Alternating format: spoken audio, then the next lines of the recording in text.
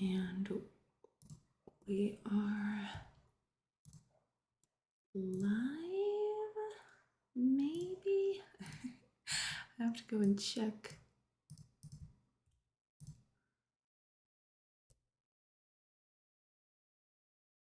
We are live, yes, okay. I just,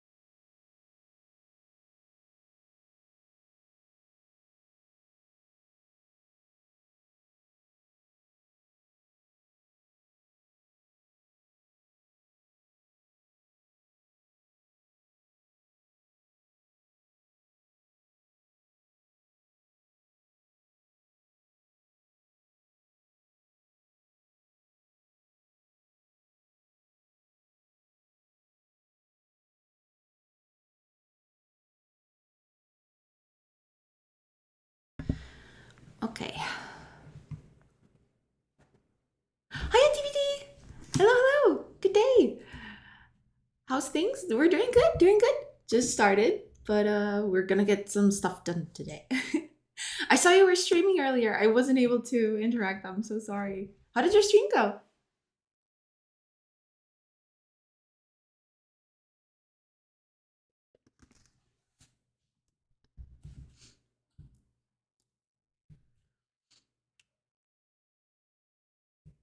Went well. I got an actual UI working. Yes! Almost, kinda. Well, if it's working, it's fine.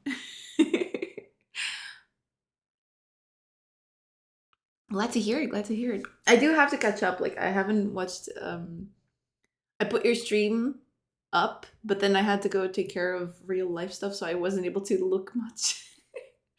I definitely want to go and check it out.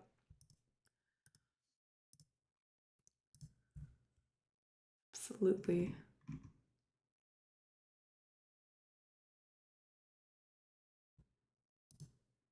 Oh, good. I appreciate you coming by.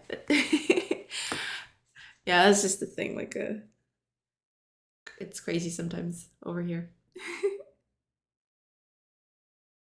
But I'll make the effort. All right. Let me just get this over here. Yeah, this is fine. Okay.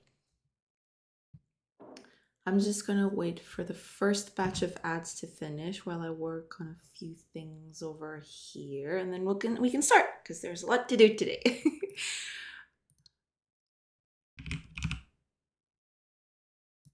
Gonna work on some combat again. So it's gonna be good.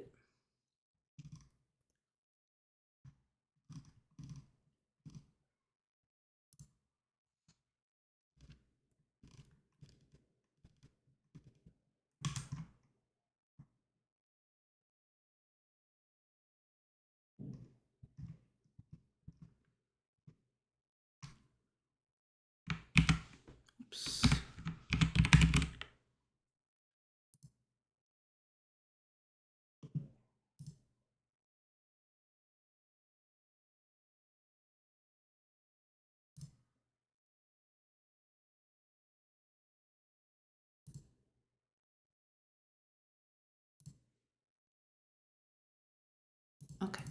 go.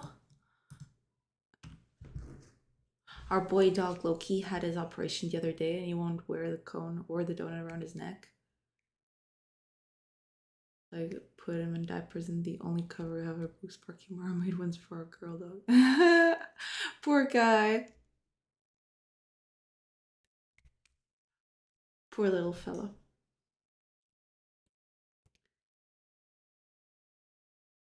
But is he okay after the operation? I hope so.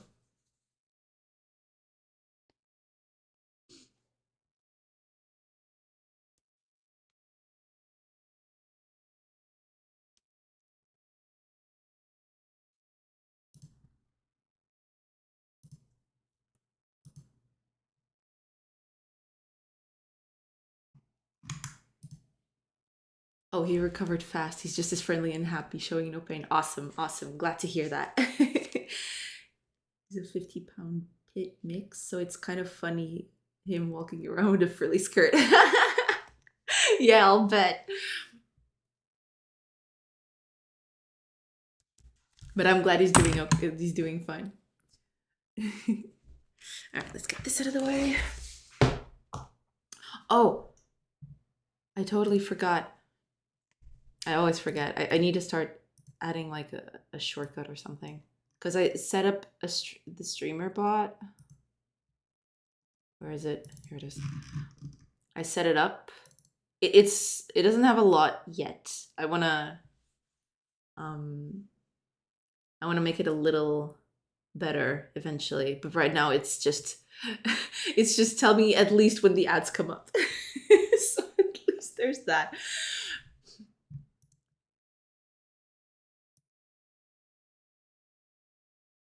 There you go. Oh. No, you're supposed to be muted. What are you doing? Okay, I think we're good. Are we good? Yes, I think we're good. Okay. Hi, everyone, Horse Kid. Hello, hello. Doing good, doing good. How are you doing? We're just about to start because the ads are over and we are going to work on some very juicy stuff today. So, yesterday we implemented this warehouse that fills up as you fill it in with resources. It's still a little wonky, but you know, it does its own thing. Like it stores stuff and it's cute. But today we're going to implement something a little better than that. Progress is progress, yes. But hopefully today we get a bit more progress. So today we're going to do two things, majorly two things. The first one should be easy enough. It's just when I put characters to work over here, right now, like when you perform a certain action at camp, for example, they gain experience in the form of like experience of that skill. I want to do the same for buildings because right now buildings don't do that. That is the easy part. You know, as hours pass, they gain experience in their profession, so they produce even more. It's a bit exaggerated right now, but it's supposed to be just for testing purposes. But yeah, gonna do that. And that should be easy enough to do because like I made a bunch of stuff to automate that right from the beginning. I just never used it. So I'm just basically going to use the stubs that I did before. After that, and that's the best part, I'm going to start implementing combat at the base. So I'm going to have a little button over here. Eventually it's going to trigger as time goes by instead of, you know, with a button. But the idea is that the city itself is going to become a battlefield. I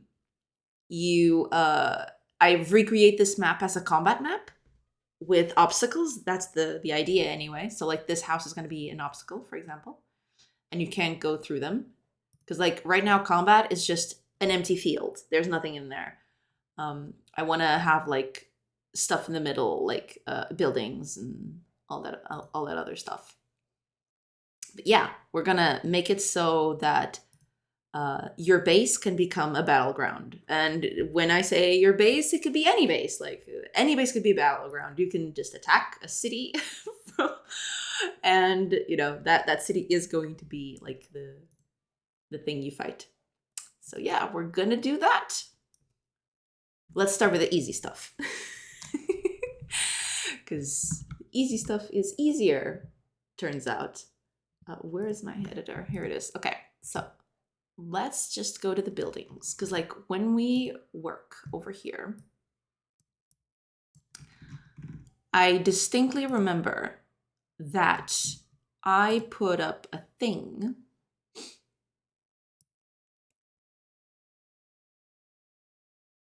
Yeah, skill changes, see over here. This skill change needs to be filled in. So that's the beginner part.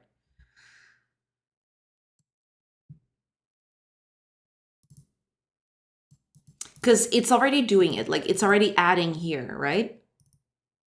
But I need to actually translate this and add that to the character as they work. So what we're going to do is, because this gets called, like, I'm gonna have to find where this is.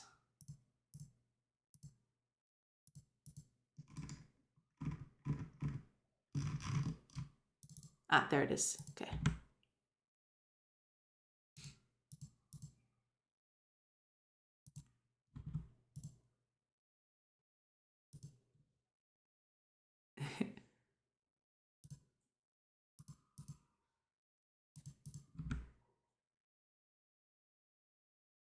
Okay. Let's find this over.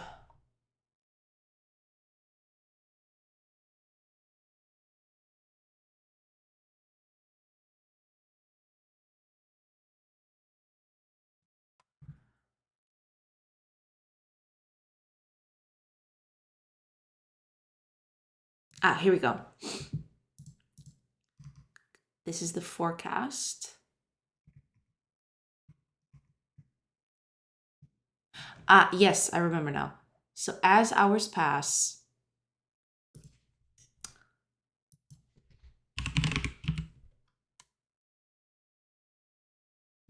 should be over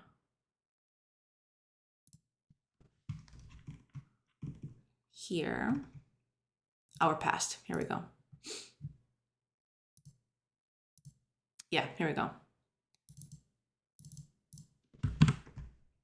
There we go. We're getting the result, but we're not doing anything with the skill.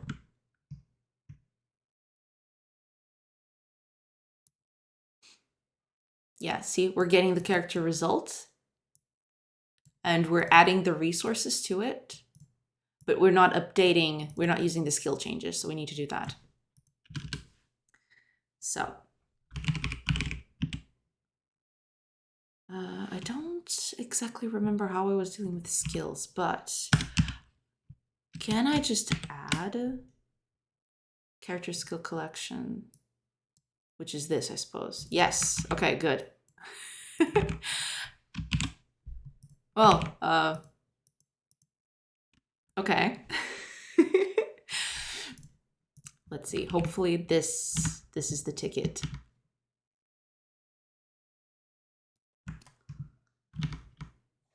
Just need to test a few things. So to test this, I'm actually going to add a button to the base. Where is it? Base. Here we go. I want to add a button here. Okay.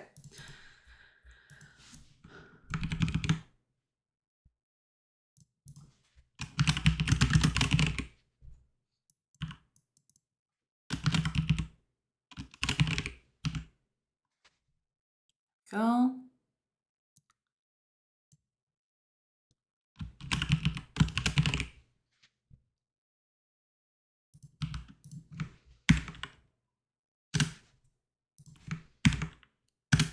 There we go. And here we're gonna do that in a bit. I just want to make sure that this is good. Okay, good. So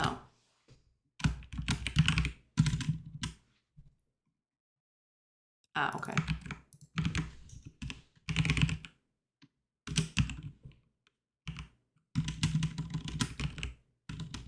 I don't exactly remember. Is it here?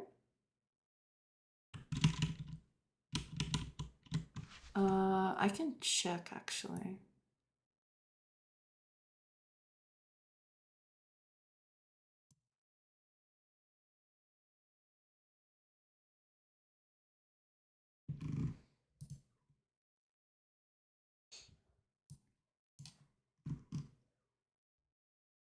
Okay, it's this. It's in world state. Okay. Oh man.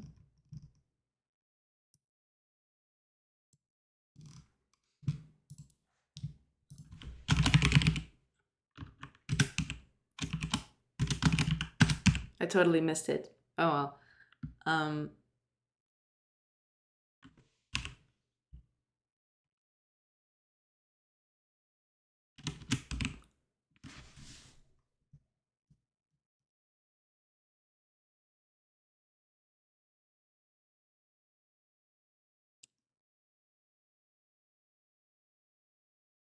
Interesting.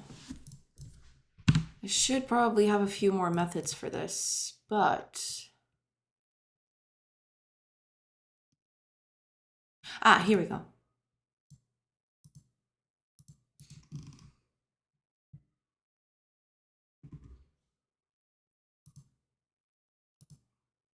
Okay, so update. So we're gonna pass 1 hour.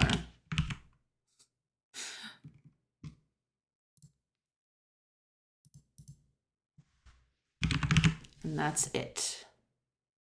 And hopefully that works. Let's see.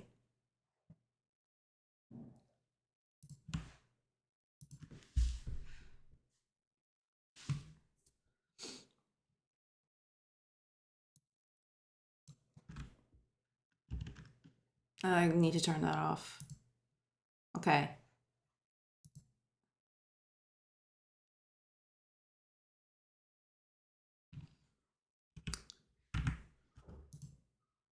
It did pass the time, it just didn't update here. Need to fix that.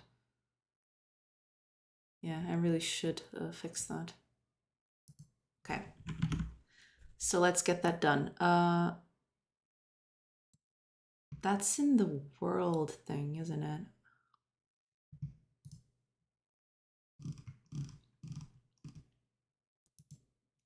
Here we go.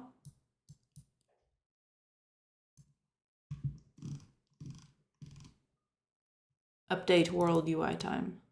UI world time. There we go.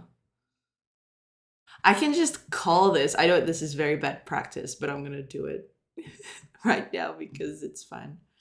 Eventually I'll make this a little better.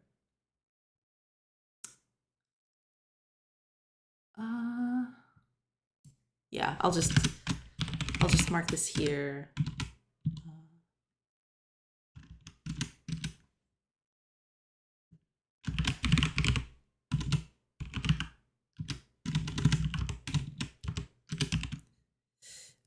This would be the world date world time.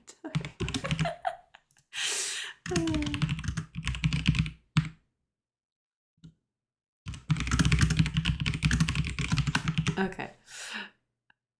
Oh no, it was bad practices. Yeah, I mean, because it's a little bad practice because like if this is going to be shown everywhere, this shouldn't be on a specific state, right? This should be like a widget outside of it.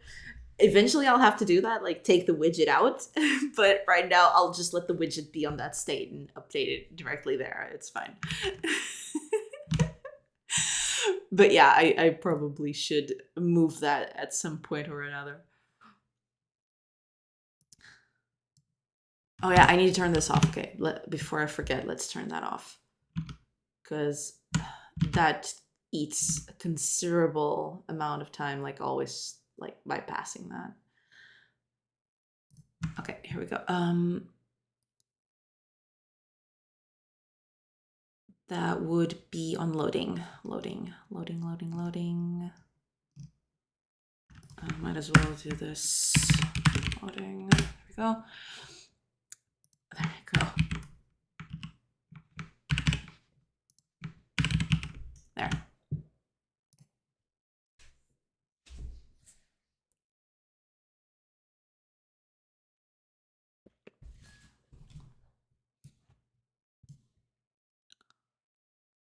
Okay.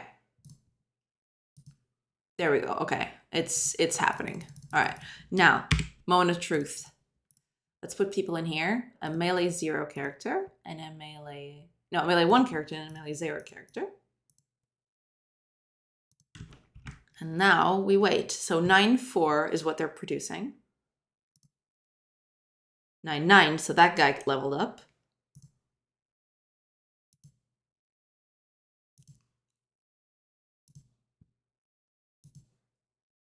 9-13, 13-9. Okay, there we go. So it's working. Yay. Okay. So I'm assuming, I'm gonna just take a wild ride up here. Just let the hours go by. And eventually when I come back, they'll be like producing a bajillion wood.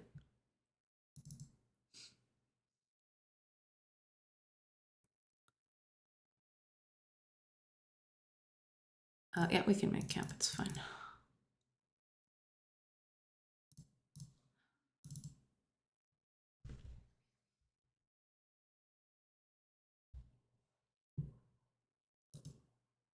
I'm so scared. Holy crap, they're producing 27 wood per turn. How much wood do I have? Oh my gosh. Hi, TM! Hello, hello! How are you doing?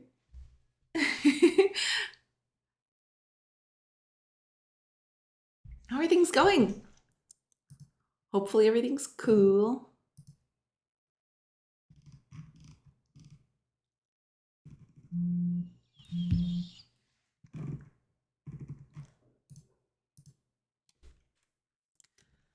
Yeah, we're doing the thing. So okay, that's one thing out of the way. Just take a little moment to get that out of the way.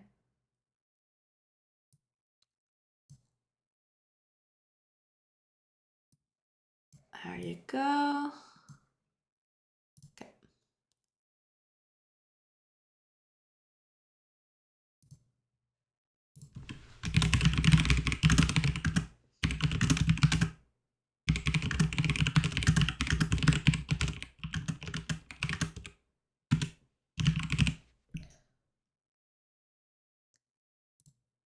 That's it. There we go. Cool. Having a slow day, don't feel like doing a thing. Totally not procrastinating being here. Oh, I'm sorry to hear that. Hopefully you'll get your creative juices back soon.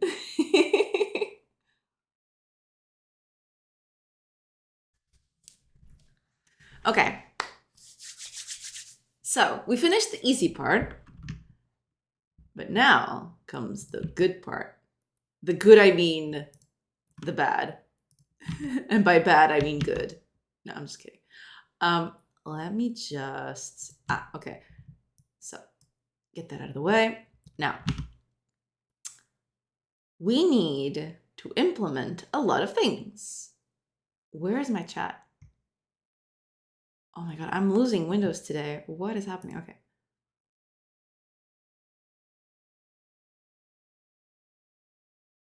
Did I close? No, it's over here. Oh my God. Oh man, I am totally out of it today. I'm so sorry. Anyway, yeah, so I want to implement obstacles in combat. I don't know how that's gonna go, but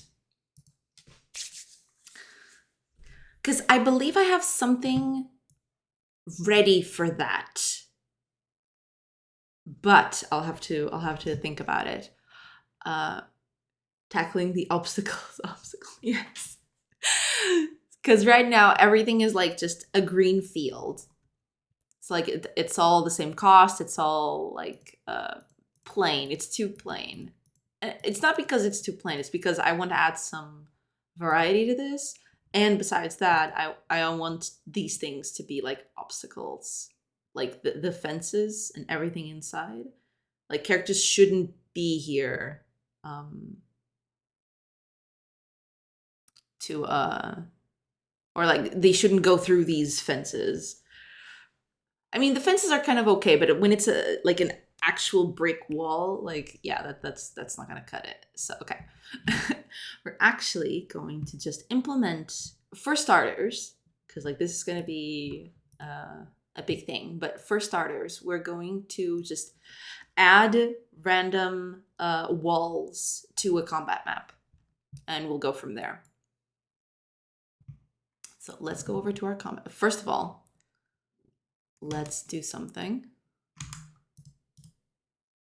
Let's close to the right. There we go. Today was obstacles, tomorrow is the intricacies of A-star optimizations. Oh god, yes. Like the maps are small.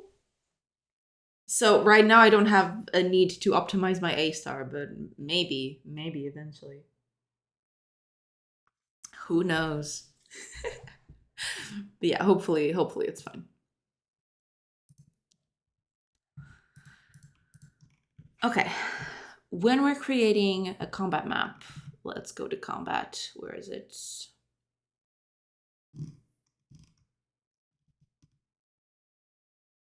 Combat should be combat. Here we go. Okay. So when we go combat, here we are. When we're creating the map, which should be when we enter. Enter. Here we go. Okay. We're generating the map. What does this do? Yeah, we just set grass on it. And that's fine in a sense, but let's actually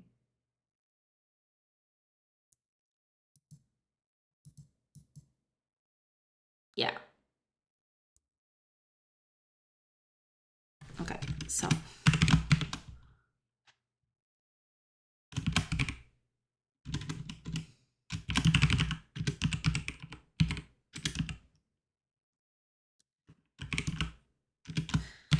let's let's start with a random. If it's less than 0.1 or something, we'll add an obstacle to this. Dot decoration could be like a tree. Sure, let's add in a tree, and the trees are going to be our obstacles for now. Like eventually, this is going to need a little bit more than that, but yeah. Now,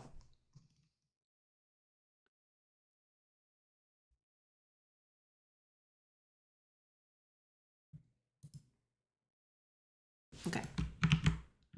First of all, let's see if this is working. Hopefully it is. Like, yeah. It's not like I'm doing anything fancy, but you know. Okay. Immediately, this looks way more interesting. But now, oh, it is interesting. Do the trees have different movement costs? Already? I didn't think I had implemented that. But it does seem like it, because like the diagonals are very wonky. Or maybe not. Maybe no, it. Huh. I didn't know I'd account for that already. But that's a pleasant surprise. Yeah, because it's definitely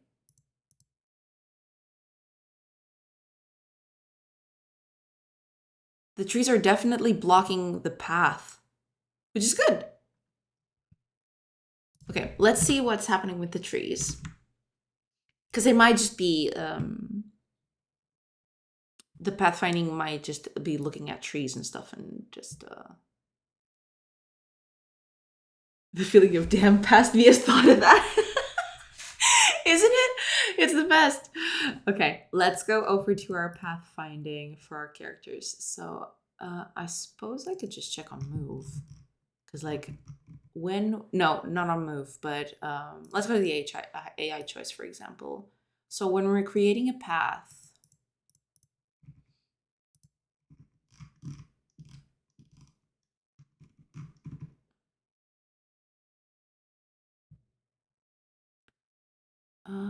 we need to set up a path.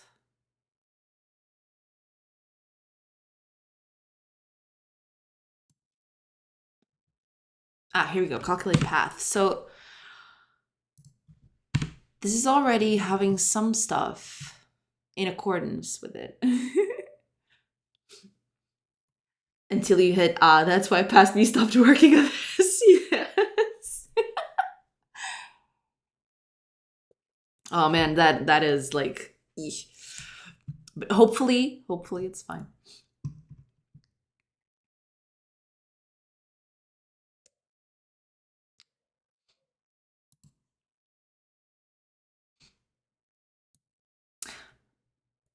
Oh, I see what's happening here.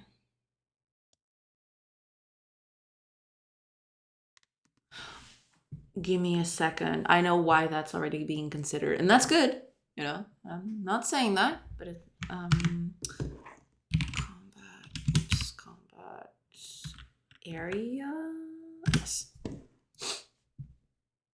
Here we go. Cost.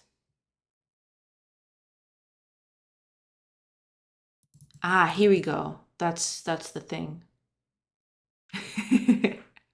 You're right. Yes, TBD is right. Absolutely. But yeah, okay, so that makes sense. Let's add a little bit more nuance to this just to make sure that this is working. I wasn't expecting this like to work like that, but okay. I'm fine with this. It's okay. Okay. Let's say, because like this is the sell cost, right? So it's like this is like the table, quote unquote. Yeah, you'll see a lot of that. Like my to-do list, I actually have a plugin for to-dos. Like it's unending.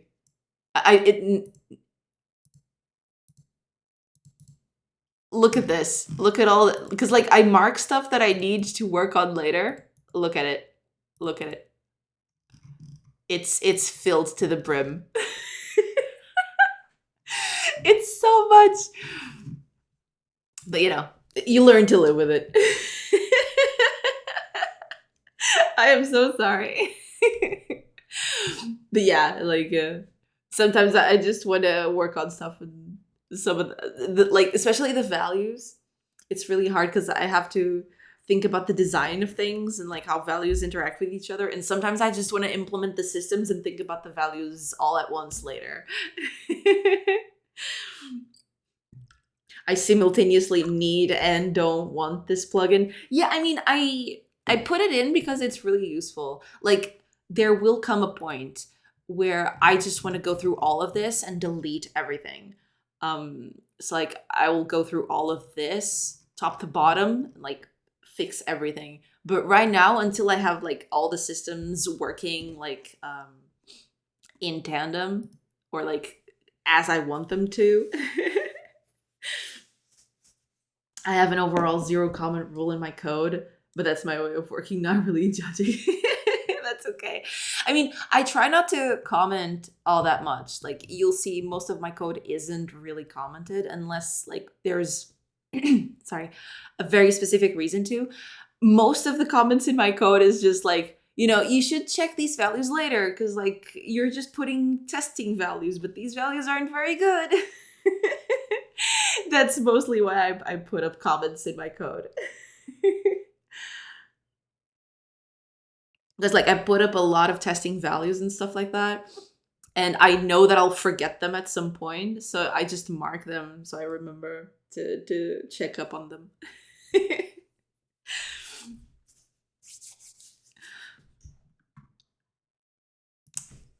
But yeah, it is what it is. I'll have to, like, eventually I want to get rid of all of them. Like, all of these to-dos here, like, I want to get rid of all of them. But, you know, until the systems are done and until I figure out the values, they'll just stay like that, I guess.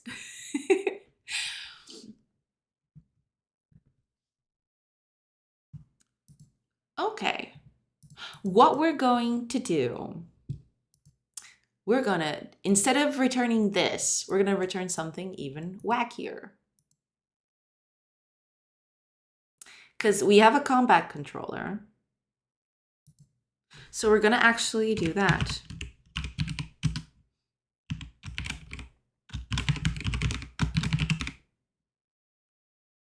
Get movement cost.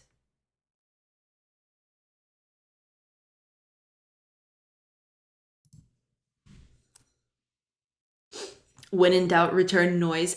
Kinda, like, sometimes it's noise, sometimes it's like a value that I think is okay, but I usually mark them anyway. Cause like the designer, the game designer in me is always thinking, you know, this value might be good, but I'm gonna change some stuff later down the line where it's just not gonna be okay. Or maybe it's just like stubs that I know that I'll have to fill in later. Sometimes I build like code and I not forget, but I don't build the body of the thing because it's not immediately needed. So I mark those two, like, but eventually the idea is to get rid of all of them. It's just a lot of stuff. A lot of stuff happening. It's a whole thing.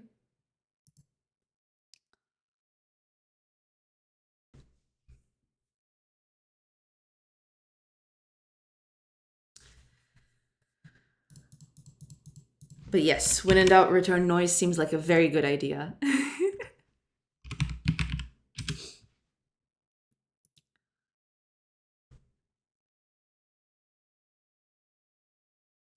We'll just do it like this for now. Yeah. So I'm gonna take this out.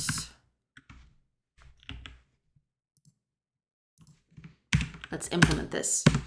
So like the good thing about this is that right there, I have the cost of the cell itself, but I want characters with different movement types to have different costs for a cell kind of thing. That's what we're gonna do now. Unless you apply torque. Better to never apply torque at all. Live a blissful, ignorant life. Torque is evil. You mean that as in a physics way, correct? Like applying torque to a body? Yeah. I've heard the horror stories. I've never actually done it myself, but I have heard the horror stories. So yeah, definitely heard about it. Okay, let's do something fun.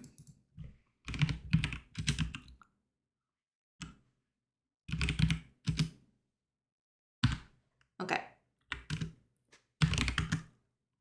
Because I believe this is a float, correct? Yes. Okay, so float. Final cost is going to be this. But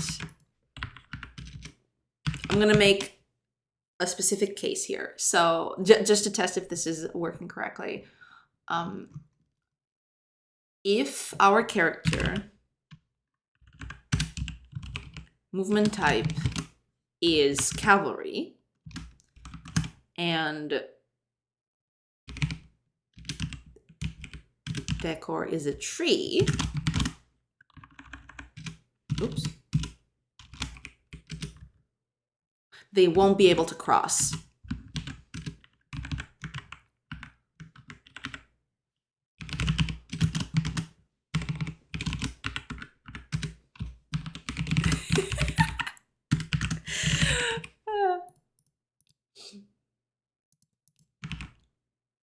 Oh, oops.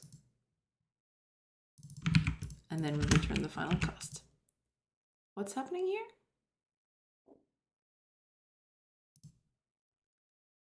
Oh, is that not the name of the variable? Oh, that's the enum. Then what is... Ah, okay. Gotta rename this. Yeah, that's it. That's another thing I use for like some of my to-dos are like, I hate the name of this variable, but I couldn't think of anything better. So I'll just leave the variable name like this, but you think of a better name, future me.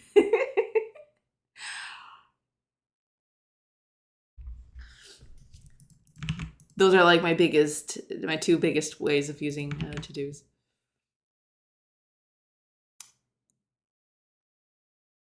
What? Oh, okay. All right, so let's see if this is it.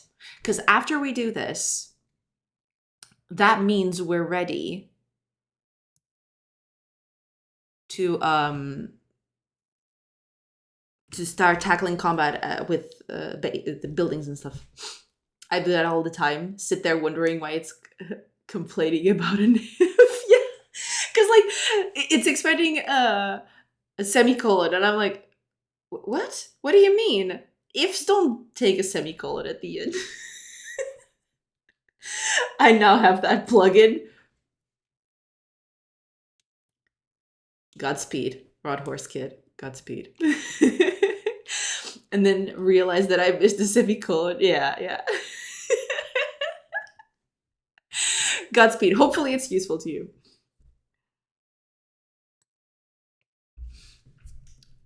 Let's see. Combat. So,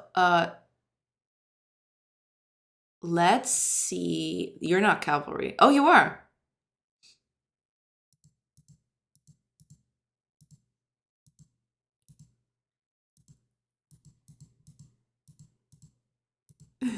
The cost is so high. That's another thing. Like,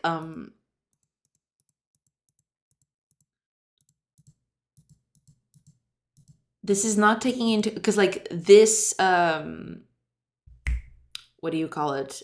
This obstacle, quote unquote, has such a high prohibitive cost that this cavalry character shouldn't even be able to get here to like click on this. So we'll need to fix that.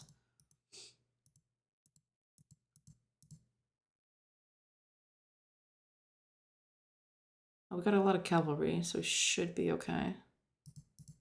Yeah, she's going through the tree, and that's not supposed to happen.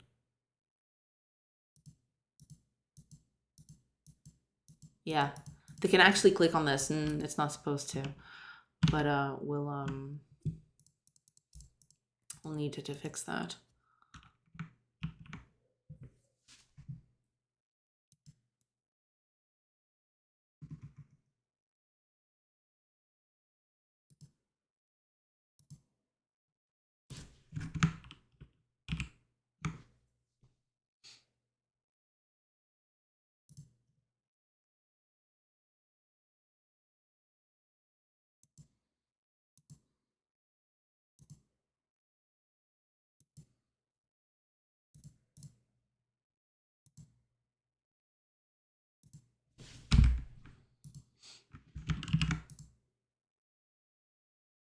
Yeah, because it's already...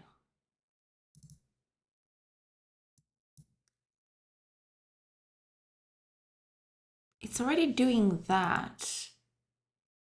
So why is this?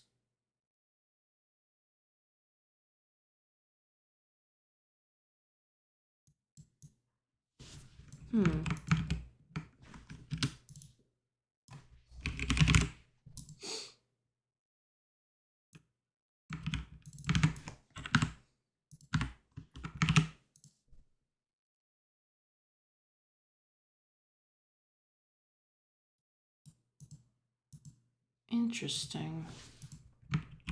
If it is doing that, it should be marking it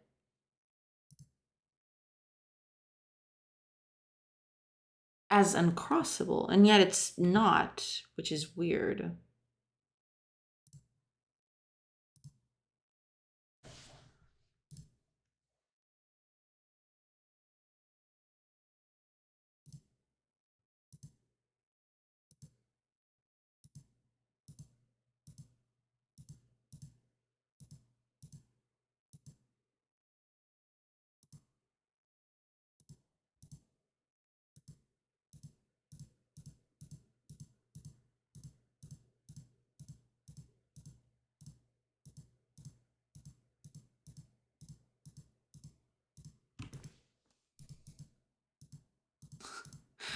There are a lot of trees.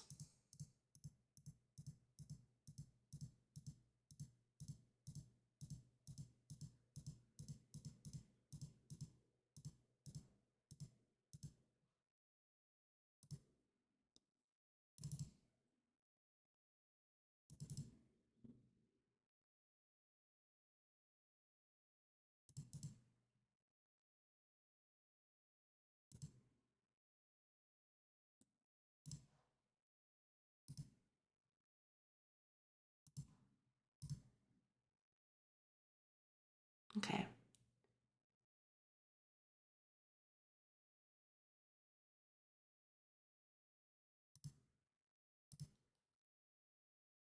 Are you a cavalry character?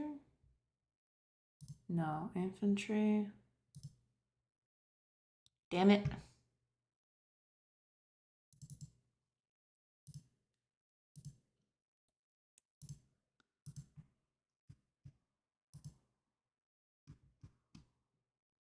Cavalry, here we go. Movement points is 10. So if it's less than movement points, it shouldn't even allow me to go over the thing. Okay, keep on going.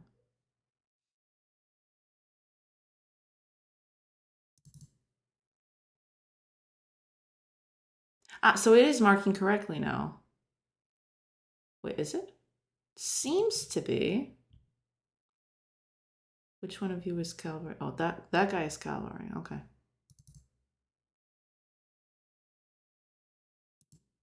Ah, okay, so it's actually marking correctly now. Did I forget to save something again?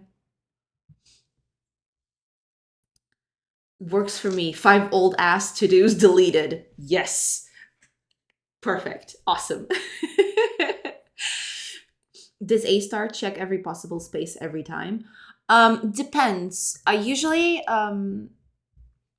do a pass at the beginning. And then I just use that information for the rest of combat. So like I store that information and then I just update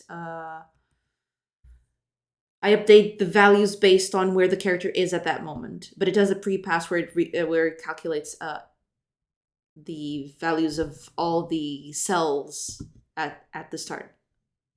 So it's technically not calculating everything all the time.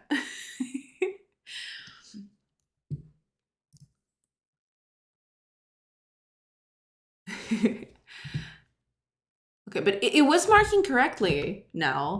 I don't know if I forgot to save something, or maybe okay. Let me just check here, or maybe I was doing something wrong. That could have been it too. Because right now this is a cavalry, and yeah, I can't go through trees. I can't even click it. Actually, it won't let me. I can attack trees. Attack the trees. No, I'm just kidding. Yeah, I can attack trees, but I can't go through them. It was probably a silly mistake on my end, probably. But this makes combat a little more interesting, actually. Because like now with all the little trees all over the place, it's attack a tree, get a wood resource during combat. Hell yeah.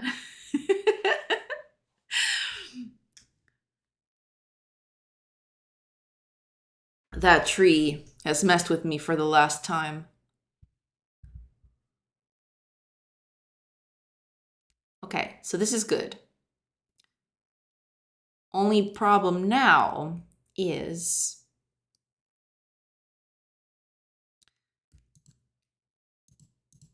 I need to check.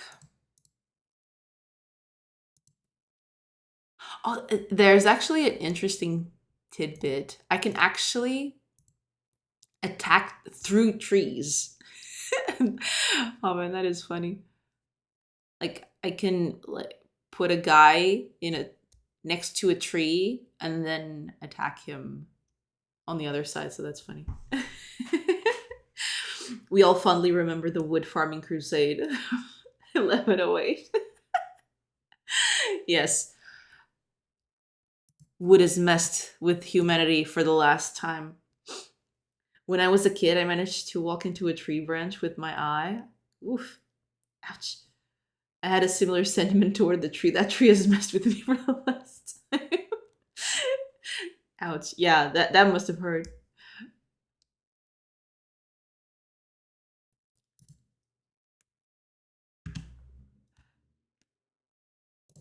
But okay, we're doing the things. That's good. Okay. So this is a good starting point. Let's actually try to attack him near a tree. That'd be so funny.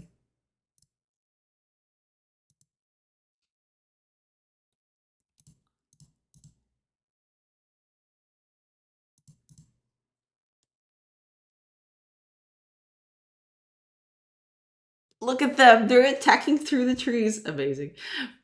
My wife believes I should have it should have a t-shirt. I amazingly survived childhood.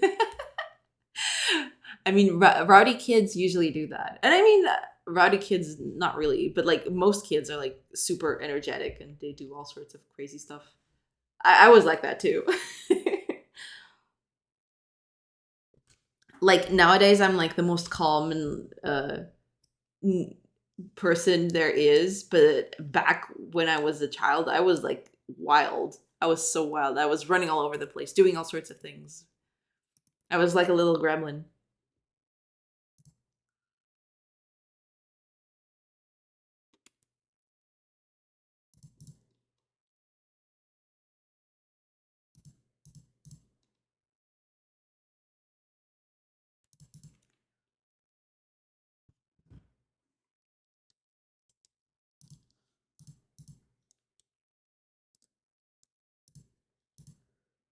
And that's that. Oh, it's not? Okay, now that's that. No.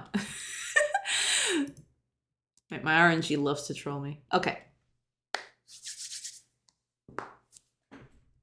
This is a good start, but it's still not what we want to do because we want no, we want our base to be our battleground. So we'll do that next.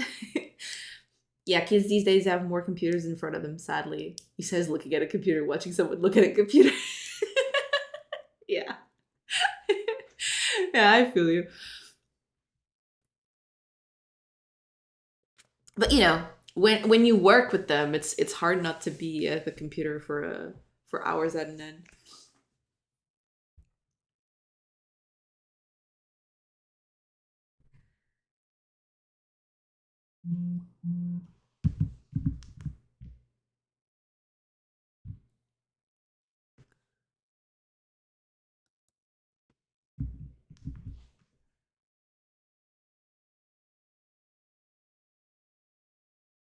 Sockhouse, hey, welcome, welcome. Yes, it's been a while. Hello. How are you doing? How's the game going? How goes? We're actually getting back on track. I didn't do anything last week. It was a wild week last week. So I'm trying to get back lost time basically. I wasn't even able to get anything done. But now we're implementing some stuff. Like we implementing a building that stores our stuff. So, you know. And now we're working on combat again. Everything's good. I started a job, so my schedule is flipped upside down. Ah, I see. Glad to hear it. Cool, cool, cool. Are you gonna keep on streaming? I assume that you'll have a different schedule. Or are you gonna put it on pause for now? Because it must be a little stressing between the job and streaming and all that stuff.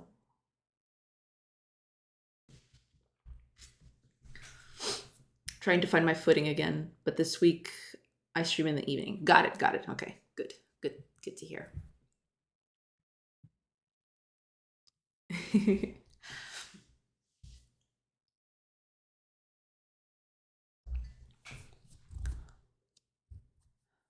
Okay. What has changed with your game? Well,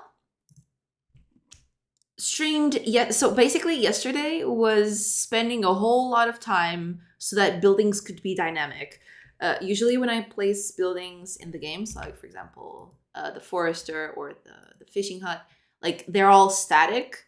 They couldn't change visually. So I spent the better part of yesterday just making buildings be able to refresh themselves visually because of the warehouse. So the warehouse actually shows in real time the goods that it has contained in it. So let me just get some stuff out here. So let's just get a few resources just so I can show you. So basically, when I deposit goods in the village, in our base, it'll actually update the building itself with the goods that I deposit on them. So like that was the whole work I did yesterday. Like I had to completely rework my building system so that I could like make them redraw themselves when they wanted to update. Yeah. And today, oh yeah, actually yesterday as well, similar to Dwarf Forest. Yeah, kind of in a way. Yeah. Right now, building now every village starts with a few resources based on where they started. So for example, I'll show you in a bit because these things. So for example, our village is next to trees, so it'll start with wood. This village has a little access to stone, like I made a little radius where they can get the goods from. So it has a little access to stone up here because these are supposed to be mountains. Don't think too much into it. Like this is really ugly, but you know. So when I visit it and try to trade with it, it actually has stone for sale right here. And if I go over to the other village at the top, since it's close to water, it's close to this lake, it actually has some other resources for sale that these two villages don't have because they don't have access to water. And that was all of yesterday. What is with all this combat? Just leave me alone. I just want to get over there. So if I go here and trade with them, they have fish for sale. This is supposed to be fish. I don't have a spread for fish yet, so this is the best I could get. It's like a little... It kind of looks like a fish if it's fin up, I guess. Yeah, that was yesterday. Today, we didn't do much yet because I haven't been on here long enough. But we're getting combat ready. So we're adding stuff to combat. Basically obstacles that characters can pass through. Because the idea is your base is going to get attacked, right? Or you can even attack other bases. Stuff like that. So the idea is when your base gets attacked, or when you attack someone, that village itself is going to be the battleground. So I'm trying to make a system where your city, as it is built, becomes like the combat mat for the combat encounter. So characters can walk up here and like, buildings can't be passed through basically. So like they'll have to go around and just do their thing there. So yeah, that's what I'm trying to do right now. Gonna turn the village into a combat ground. They're not exactly the same thing, so we'll have to do a few tweaks so this can get done.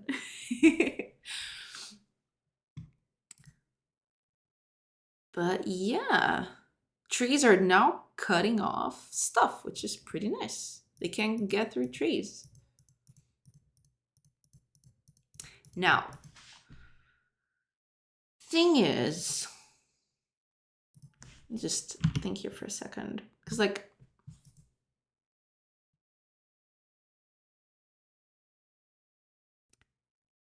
when I decorate a, yeah, I guess I'll just do that. Because like the tile map that I am using for combat, I should be able to like place the tile map over onto combat, like actually copy the contents of one to the other. And just check, I think.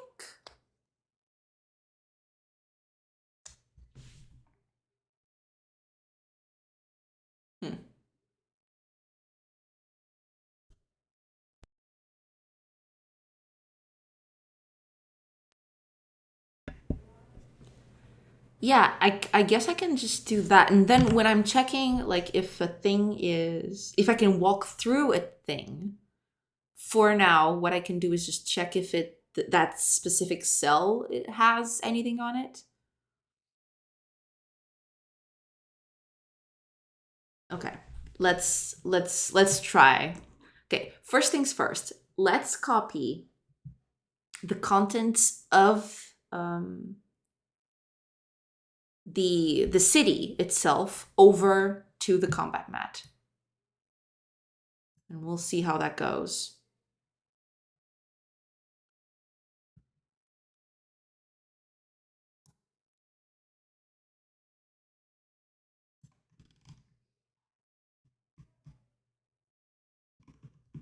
So instead of generating the map when we enter over here,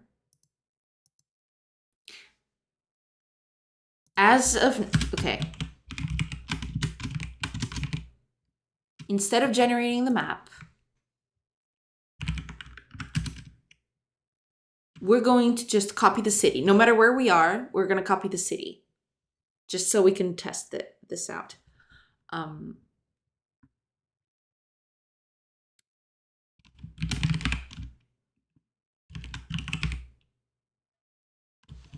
going to do that. And on our generate map, which is down here,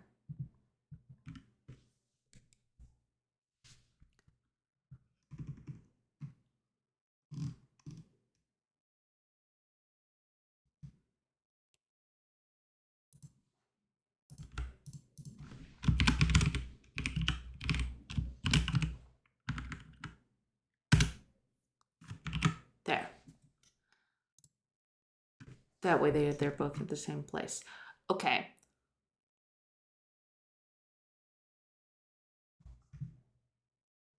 Because when we're generating the map,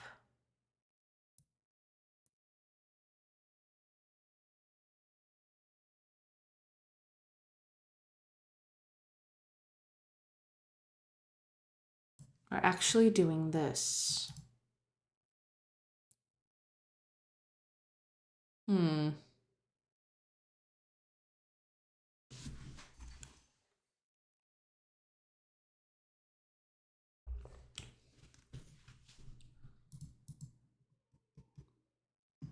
We're going to need something a little more robust than this, I feel. But okay.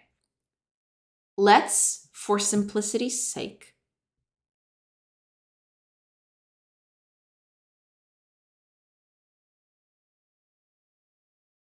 let's just copy all of this.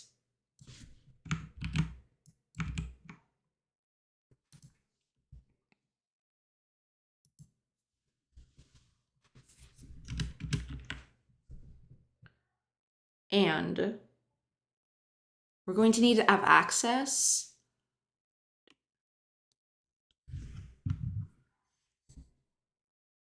Wow, Twitch tried to sell a bald man hair product that he doesn't should know better.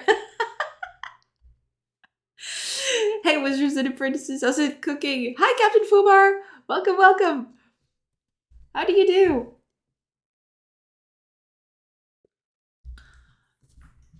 How is everything going?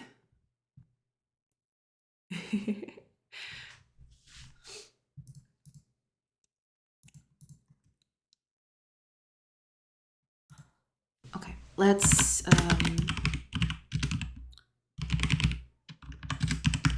player base info. Okay. Just finished watching the latest Mark Wiens video on Portuguese seafood. I made a huge mistake. Why, are you hungry now? Is that it?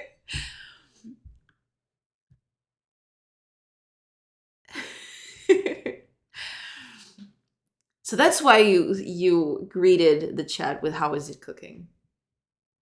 It all makes sense.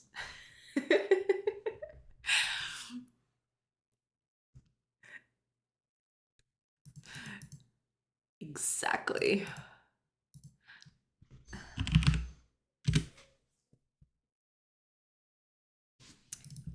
Okay, let's do this.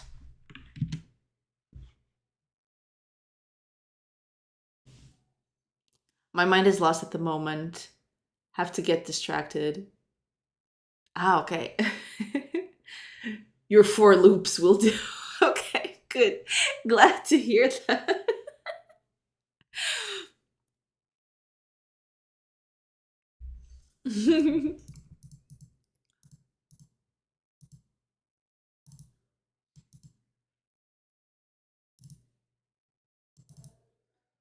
Okay.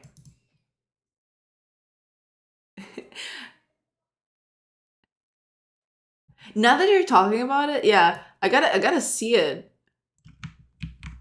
I'll put it like I'm not gonna watch it on stream, but I'll just mark it over here so I can see.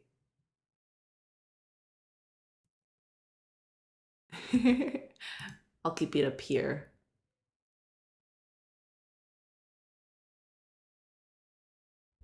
All of the seafood. Haven't had decent seafood in ages. I live within miles of the shore.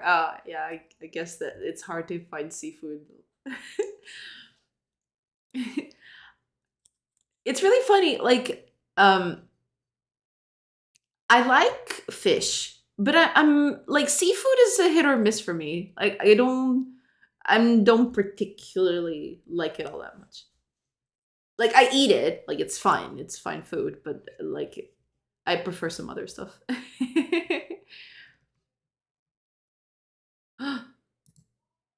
Automod, no! What are you doing? Okay, there we go. I'm sorry about that, Captain Fu. What is with the Automod today? Automod does not like seafood. True.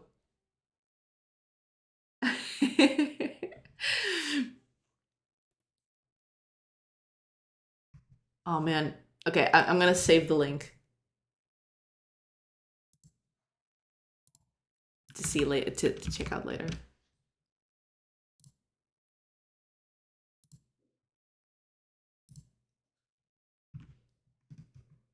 Oh damn, it's a 35-minute video. Nice. Okay. I'll definitely watch it later.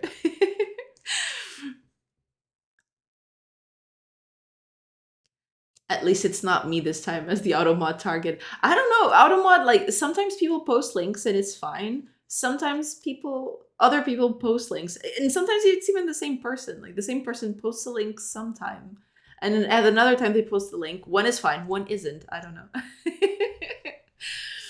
My mouth's watering now, and I just saw the thumbnail. I didn't even see the thumbnail. The video started playing right away. But I had it on mute, so that's why you guys didn't hear it.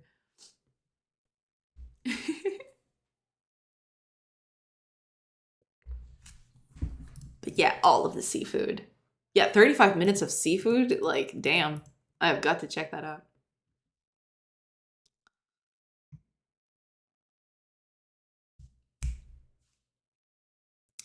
Okay, so let's do a thing. We're just gonna test waters here. Okay, now that I've made all of you hungry, you're welcome. I actually ate just before stream, so I'm actually kind of okay in terms of like belly full. I'm good. I'm good. It's fine.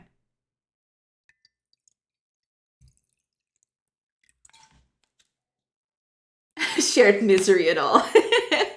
Yes.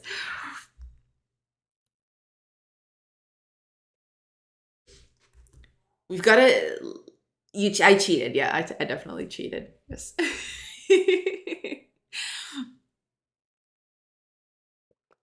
As you so eloquently put it yesterday, like, why be miserable alone when we could all be miserable together? So yeah, I totally feel you. Sharing misery is nice sometimes, you know. Commiseration is cool. I am here for the misery. Hiya, Trevron. Welcome back. Welcome back. Yes, us here at this chat, we're all about misery. What's the phrase? Misery loves company. Yes, it's the best way to get over it.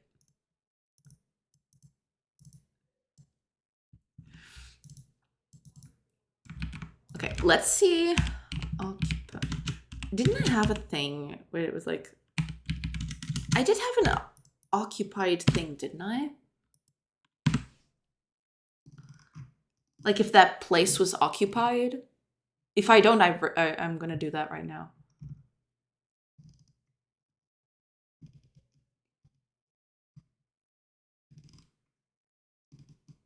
I don't. So I am actually going to do that. And I love misery. Oh, sock house.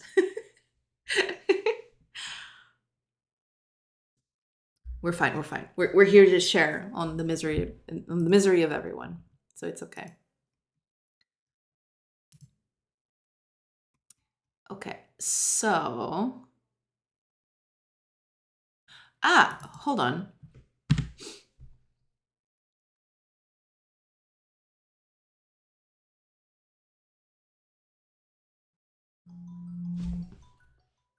Give me a second, everybody.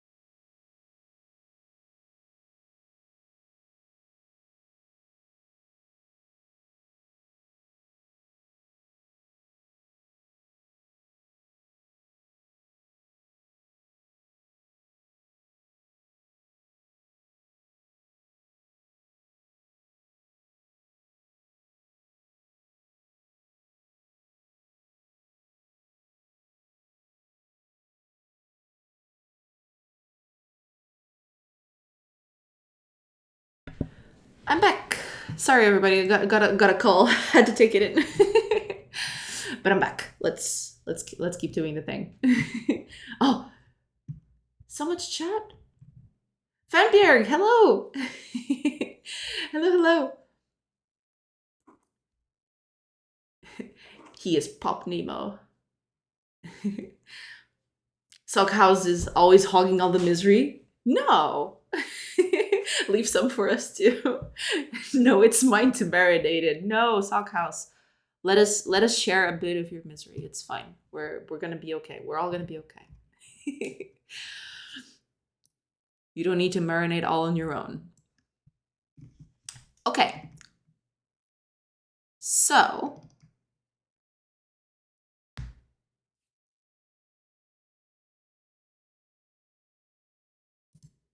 okay, let's do. It's gonna be a little an adapted version of this, but it's fine.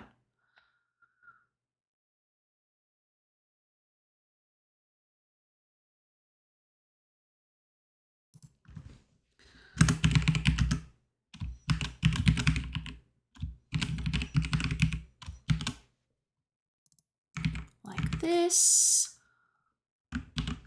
And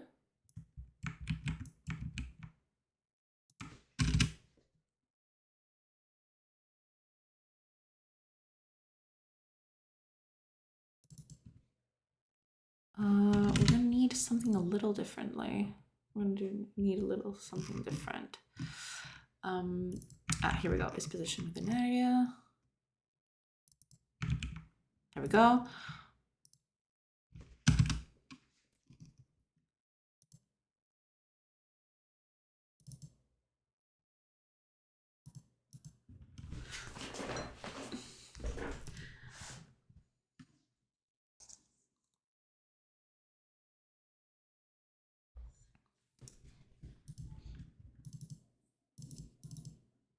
We're going to need something like this.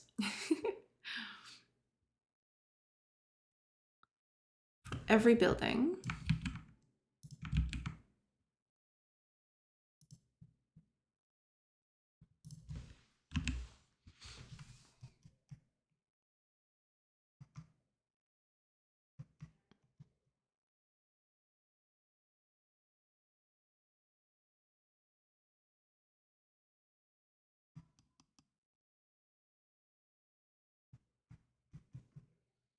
Well, it's not exactly this, but this will do. Yeah.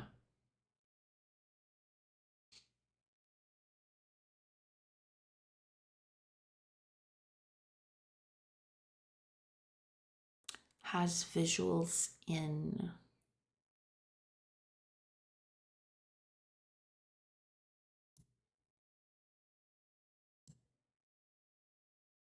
Because like, let me just check it over here on Godot. Our buildings have visuals. Floor plan. There we go. So let's do another one.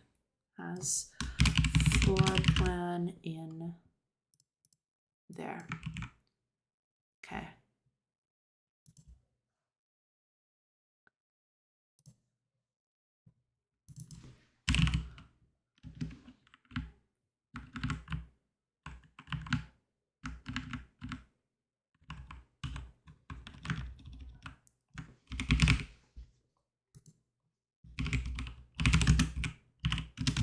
There. That should be it.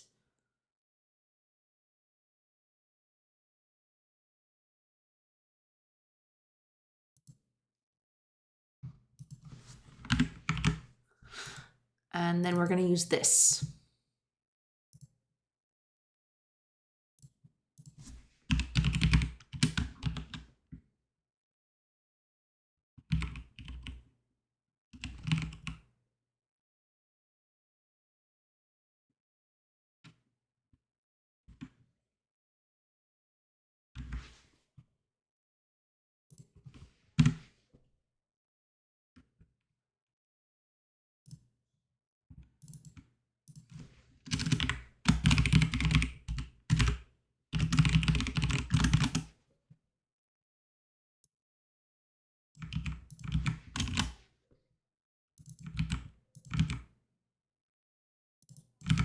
go.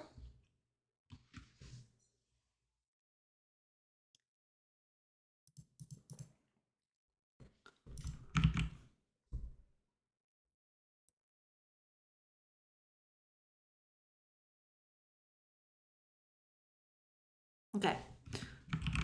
Now we just need to implement this.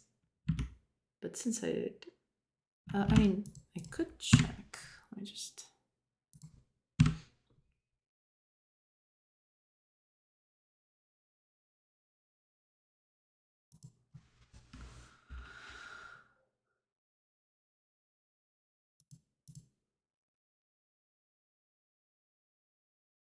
Here we go. There, we can just do this, but the floor plan.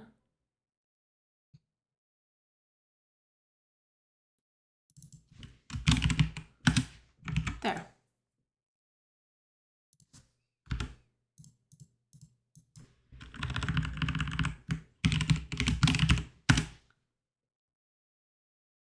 Be right back on lunch. Gonna do some short recordings. Sure, no problem. Have a nice lunch.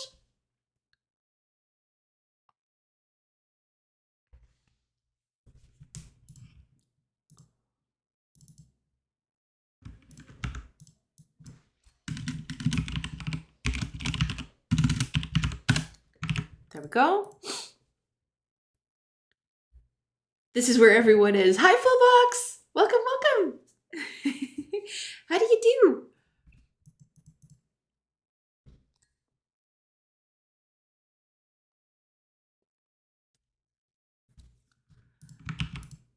How are things going? That should do. Hopefully, possibly. Pretty good. Made a new shader. Did you? Awesome. What does your new shader do?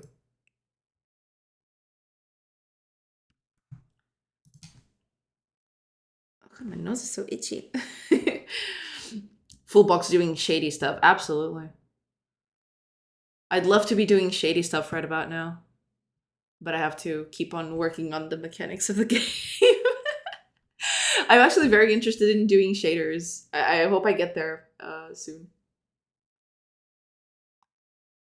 Just a scrolling shader. It's applied on the conveyor and moves all of them at the same time. It's great. Oh, nice, very nice. That is very, very nice indeed. So basically your conveyors aren't animated. It's just a shader. That's pretty neat. That's pretty nifty. You can change the design easily that way, I suppose. It'll allow me to time the blocks and the conveyor perfectly too. Nice. Pretty cool. Glad to hear that.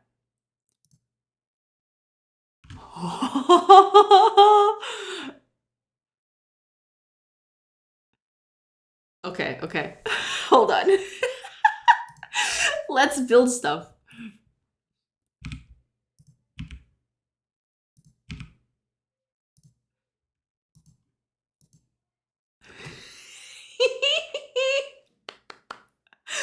Okay. It's actually doing something. I just have I'm detecting that there's stuff in here. So that's good. Beautiful. A map of tree houses. Yes. All of the tree houses. But yeah, I'll have to I'm detecting that there's stuff in there. Now all I need to do is copy the thing over. So like copy the map over from one place to the other. But this is actually working, correct? Like, let me just check real quick. Yes, it's working. It's beautiful. Look at it.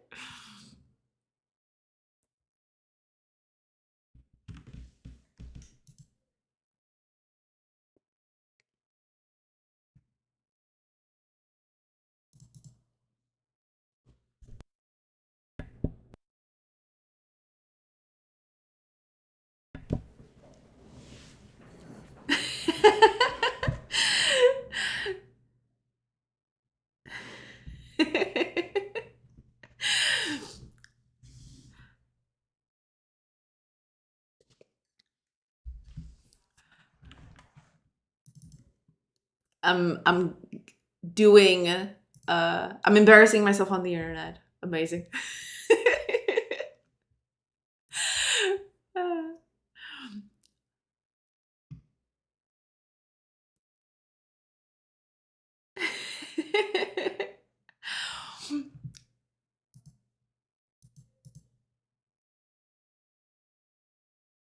I just want this character to come up. So yeah, okay, there we go. It's working. Yeah.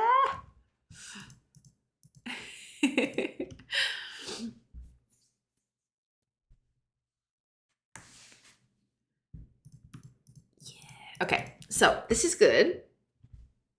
This is actually pretty nice because now I can put this to work, but I actually have to fill this up with buildings. Hmm.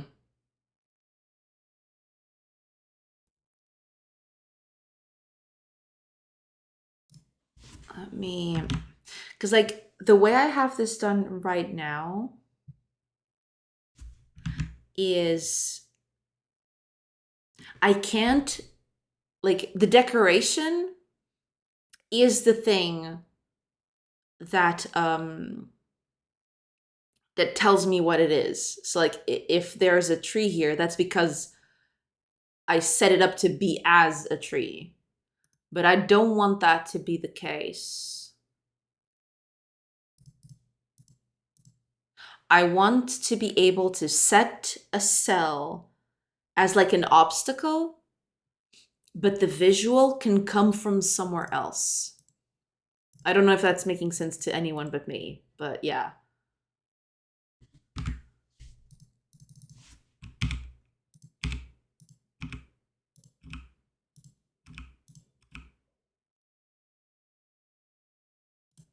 Oh, I probably don't have wood. Okay.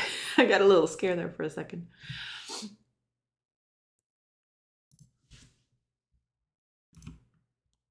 Okay. Good. So yeah, what I need to do now is instead of filling this up with trees, I want to copy over the tile map from the city itself.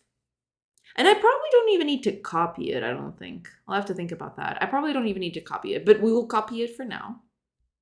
And then I apply everything from there, but then I set these tiles as unpassable instead of putting, because like the tree, the fact that it's a tree there is the thing that is telling me, okay, you can't pass here, where that shouldn't be the case. Like I should be able to put up more stuff here and be able to mark it as non-passable. So we'll need to work on that. Yeah, because you see here, like the fact that the decoration is a tree is the thing that is telling me that that this thing can't be passed through. So no, we gotta decouple those things.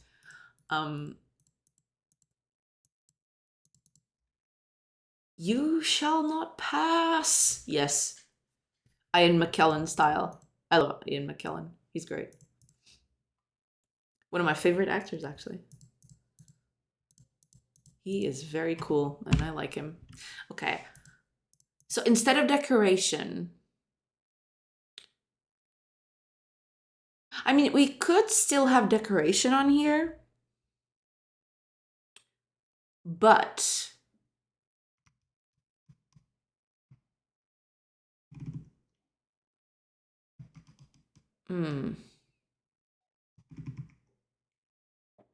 well, I can leave the decoration on, sure, but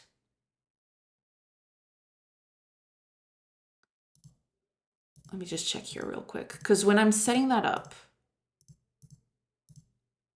over here, I'm setting it to decor as a tree. So when I'm drawing the map itself,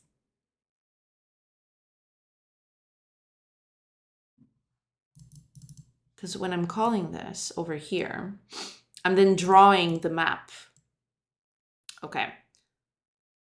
So let's cut this off. I don't want to draw the map.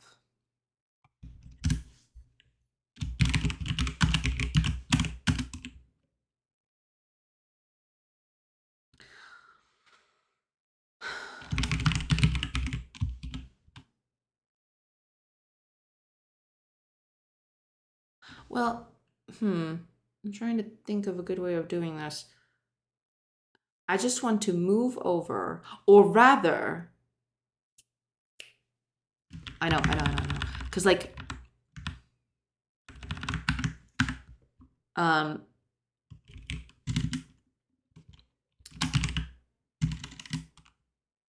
uh,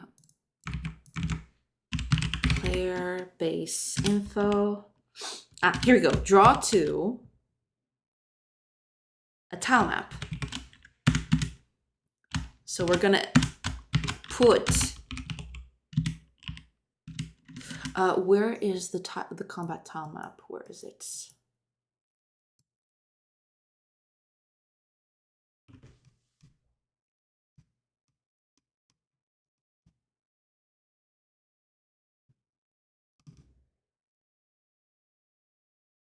Oh, I wasn't actually using it? Then how was I?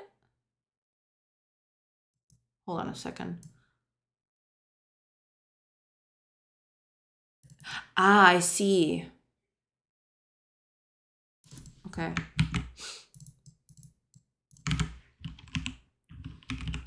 There we go. Okay. Draw the tile map.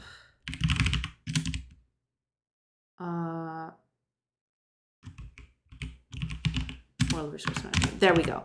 So this should still mark stuff as impassable because, like, technically it has trees on it. I marked it as a tree. I probably shouldn't. I probably should mark it with something else. But this way, it underneath it's still marked as a tree. Okay.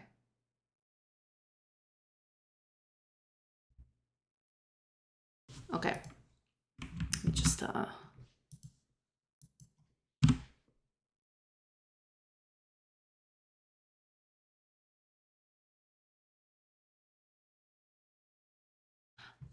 hold on.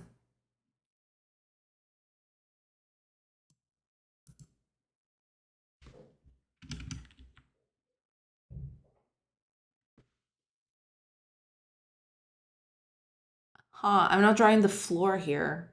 Hold on. I should be though. Everything should be here. Oh,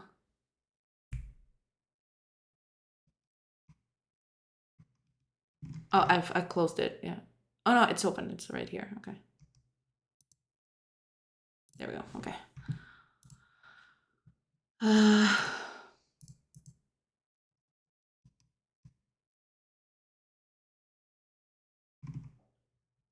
I'm drawing it. Should be on enter. Yeah, here we go. Yeah, because the tile map is already filled with grass. So yeah, we don't want to do that.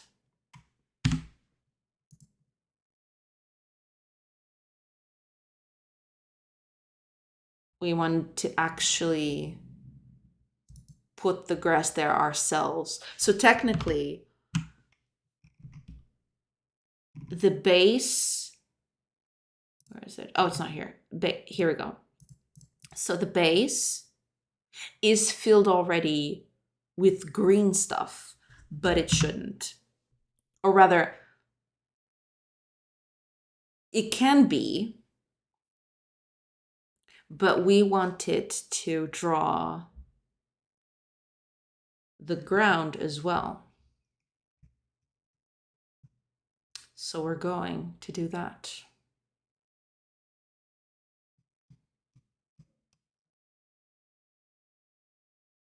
Okay, let's go over to the world because we need to do that. World. Might as well do this. Here we go. Okay, when we draw,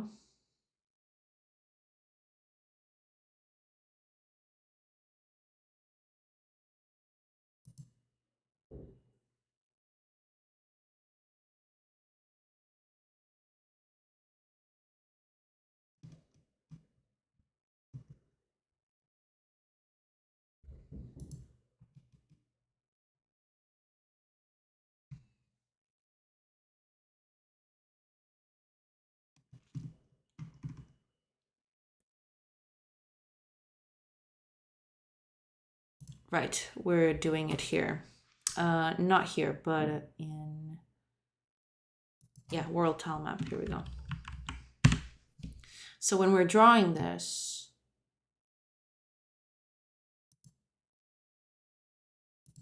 over on world instance. Yeah, here we go. Okay.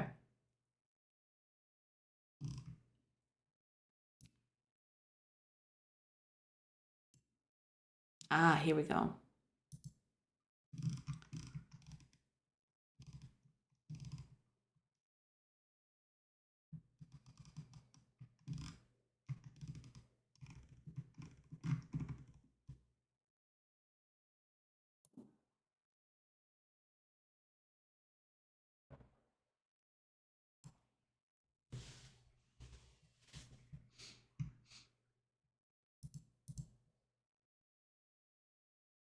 Right, I'm setting all of these up. Got it.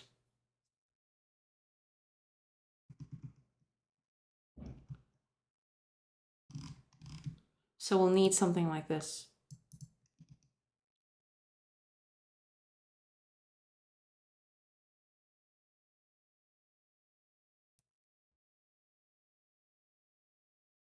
Okay.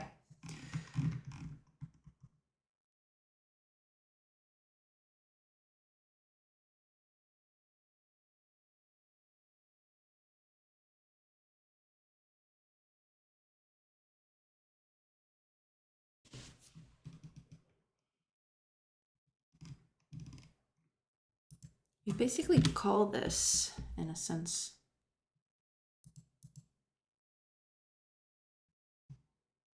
Yeah. And then we connect everything.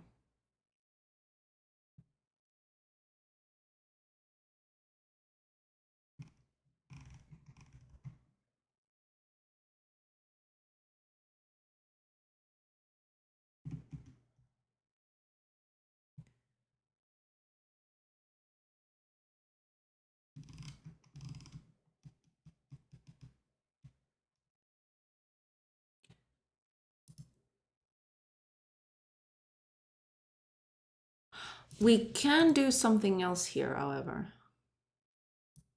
It's not exactly pretty, but this is going to be a little more complicated than I thought of at first. You know, the whole copying thing over. We can just draw normally.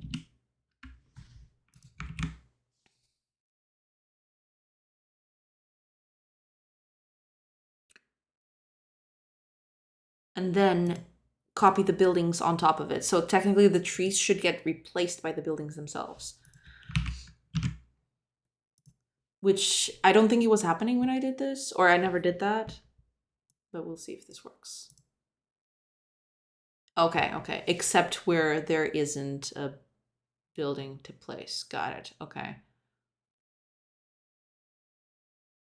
I guess I'll just, in that case, going to do a very tacky solution for now.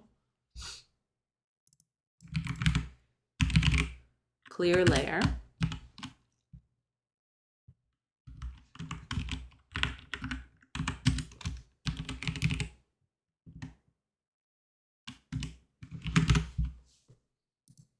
Let's see if this works.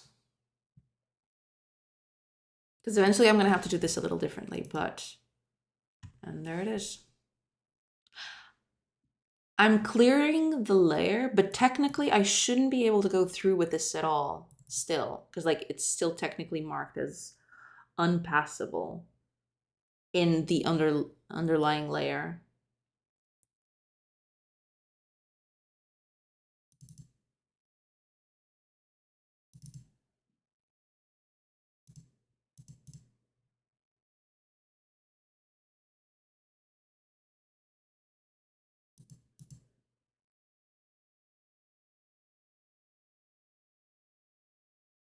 Yeah, there it is. Okay.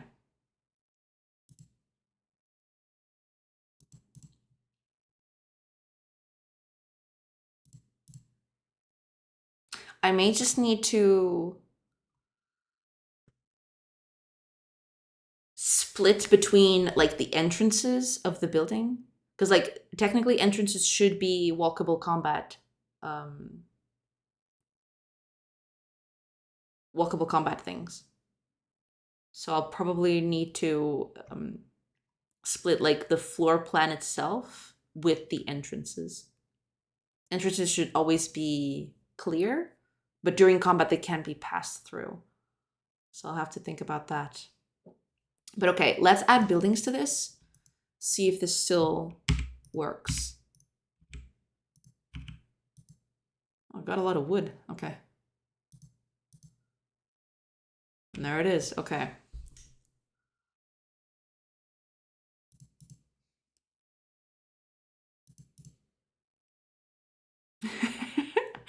And suddenly we have combat in our hands.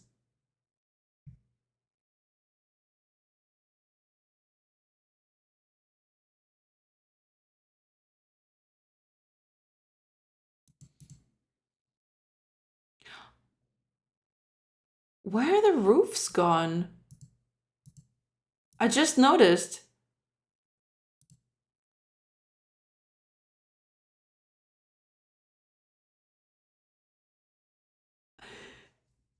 It's just so nice when it all comes together. Yeah. I just don't understand why the roofs disappeared. I'll have to check that.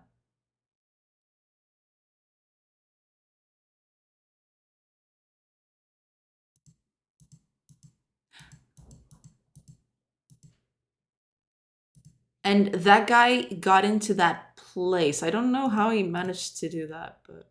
Oh, because he's infantry. Right, he's infantry. Never mind.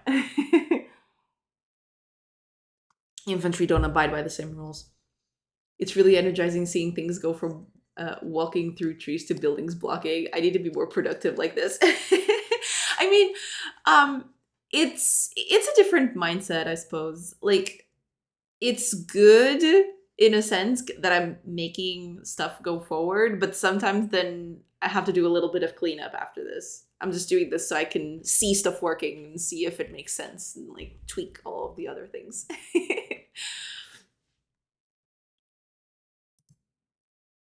But okay, at least this is something.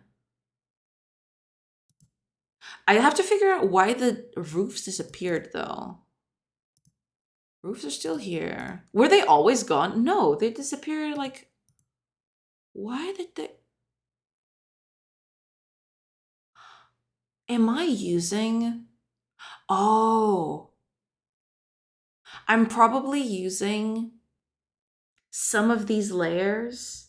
The layers that I'm using for like this overlay. I'm probably using the same layers as the roof, and then it clears the roofs off. That's probably what's happening. Let me check. All good. As soon as I do...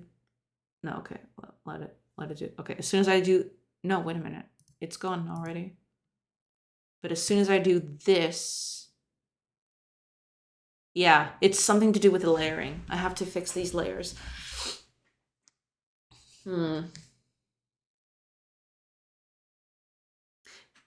Seeing stuff working is its own reward. Yeah, kinda.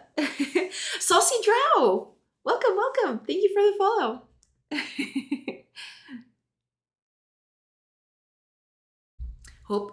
Glad you're enjoying it. Hello, hello. Hey, how do you do?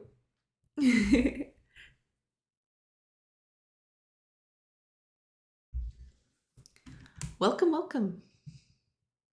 But yeah, the layering is all off. I have to change it. Because like when I was doing... I probably need to make... how do you call it? I need to make all my layers uniform. Because it wasn't. Over here, there's just ground and decorations. Like this. So that's why most stuff like doesn't... So that's why the roofs being on the second layer, I never accounted for them during combat. yeah, as soon as I need to update something with the layering, okay, I'm gonna have to move all the layers one up, I feel. Let me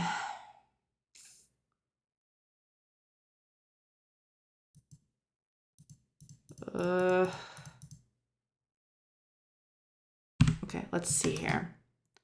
Because like base, yeah, I only have base decorations and then I immediately jump onto other things.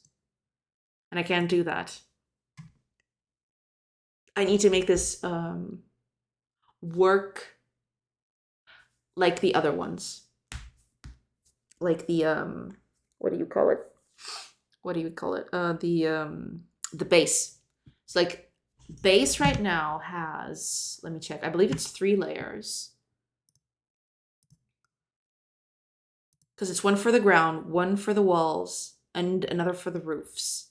So I need at least these 3 layers to work. These two layers are like just helping layers. They don't actually get drawn. They're just there for like visual stuff.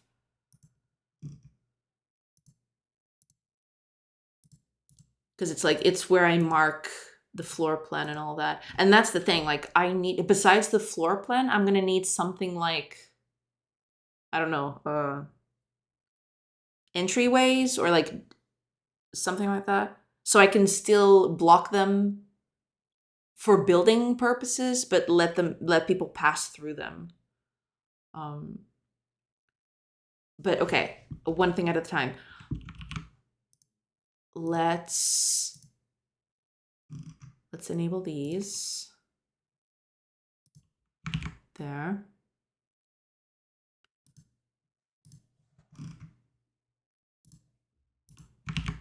There. Okay. So what we're going to do is we need to change the layering system that we're using here. Let's move this over here. And on combat, not exactly on combat, but on a world, this is a world instance. But when I'm drawing the base, so over, oh, what happened over there? When I'm drawing the base, because I believe I'm also using an instance to draw the base, correct? No, I'm not. I completely moved over from it. Because if I remember correctly, let me check here, base. I'm just drawing buildings on top of each other. Like I always have the same base plate, which is this. This is my base plate.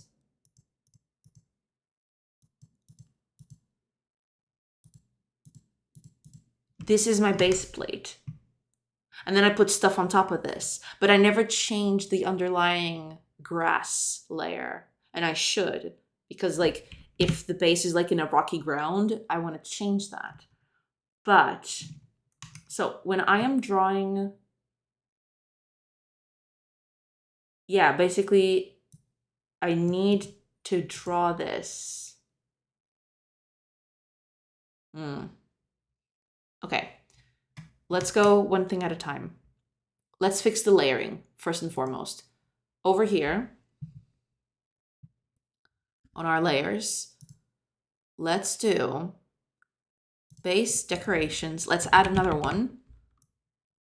Layer roofs.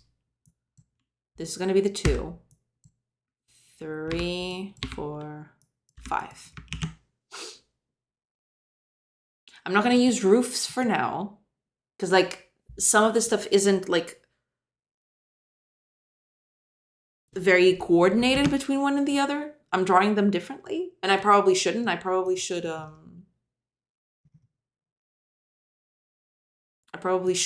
put everything in here in this class and delete most of this because like this was what I was doing when I was experimenting stuff, but that's okay. Okay, let's see if this at least solves the problem. Which it should, but you know, I've seen weirder stuff happen. Let's just build a few things because like, okay, I'm out of wood. Okay, that's fine.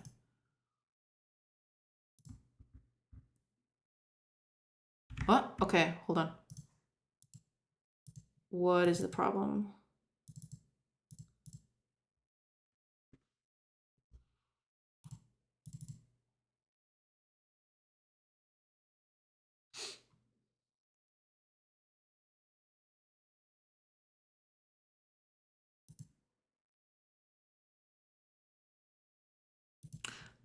Ah.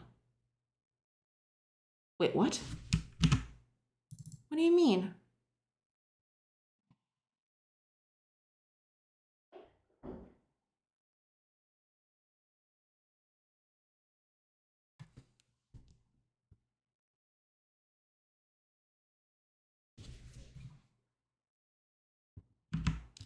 Oh.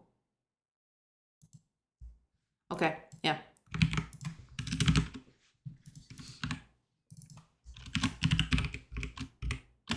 We'll need layer roofs up here. And we're gonna set the Z index of it to 2. Because it was trying to access like an index that wasn't there, I guess.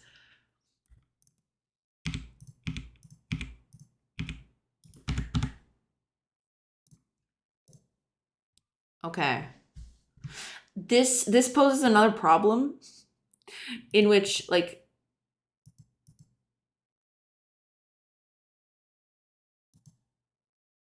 uh-oh.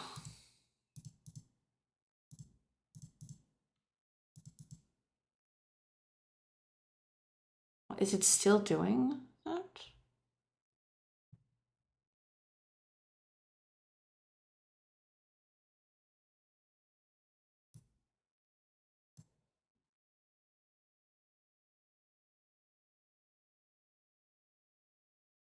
Oh,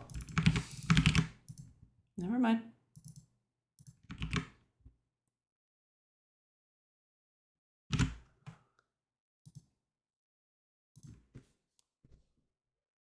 Never mind then.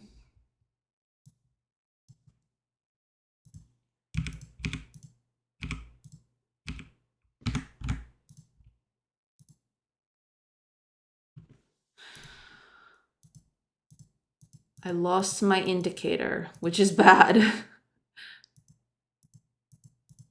need to fix that. Yeah, this is a problem too. I need to fix this.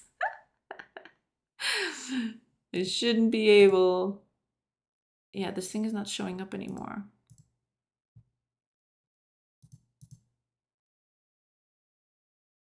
Why is that?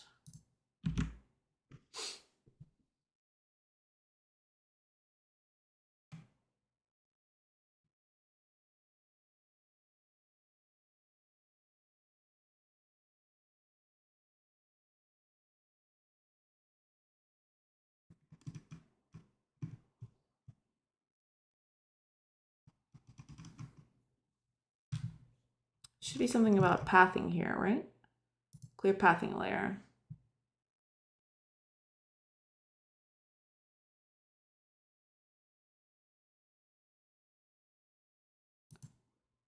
What?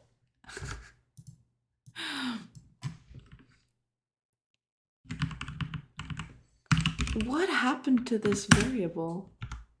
What? Okay.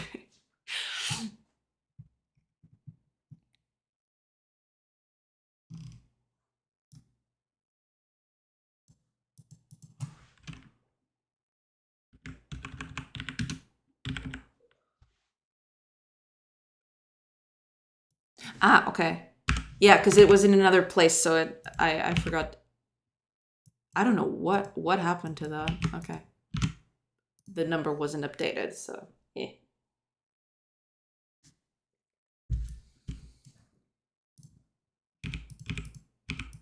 Probably should place a few buildings. Okay. Whew. For a second there, I was really... Okay. But that's the thing. I need to set up roofs.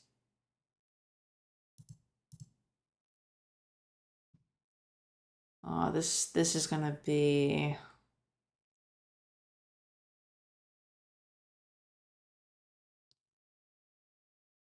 This is not gonna be easy.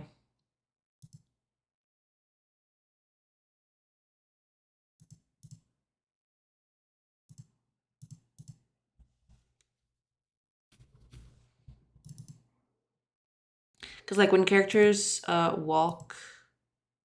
Oh, wait a minute, I can't kill the guy. Otherwise, yeah, it's over. That's fine. Just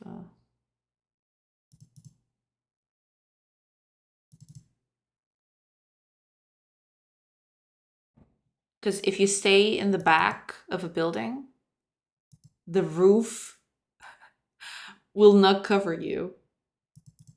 Well, it's a damned if you do, damned if you don't. Like if I make the character on top of the roof, it looks really silly. It looks like he's on top of the roof when he shouldn't be. So stuff like this, which is really silly. But if I don't show the character in there, it's gonna be really confusing when he suddenly comes out of a building, or comes from the back of the building. So it's a damned if you do, damned if you don't. I'll have to think about this.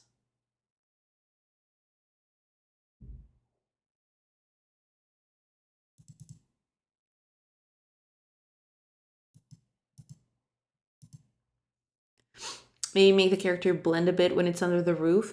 Probably, yeah. I'll probably have to add some sort of... or maybe just remove the roof altogether.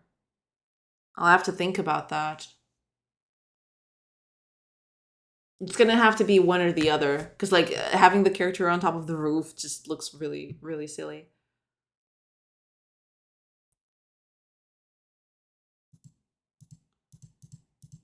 Can characters climb roofs? Or to the roof of a building? I mean, could be an interesting thing to add. But, okay. Let's just make, for now, it's gonna look really weird. So what I'm gonna do...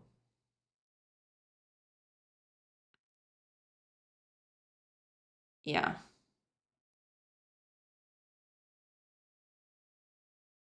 If a character is on top of a visuals part of a building, it's gonna look obscured, I guess. You could remove the roof or leave the roof opaque and hide the character, but give the building a little icon, or lots of other options probably. Yeah, there's a lot of options for this. Also, hi Caveat. Welcome, welcome. But yeah, there's a lot of options that I could consider for this, but so I'll have to think about this. Because it has to be like visually... what's the word for it? It has to communicate what it is visually very clearly. I don't want people to be like, wait, is he in the back of the building, on top of the building? Where is he? Like, I have to find a way to make this work. Yeah. That doesn't confuse the players. But yeah. This guy is infantry. I didn't like, I have to create a new thing. Because like infantry can just walk on top of buildings. Like they can just do that. Screw it. They can just do whatever they want. I'm infantry. I go where I please. Only cavalry doesn't get stopped. Someone stop this man. He's going all over the place. I need to set that up. But okay. Technically,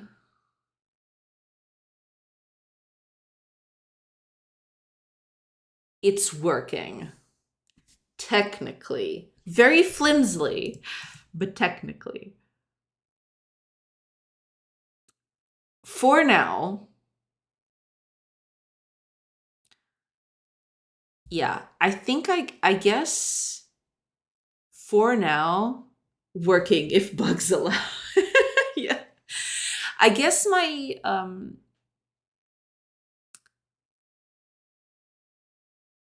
my thing for it, my way of checking that is going to be something along the lines of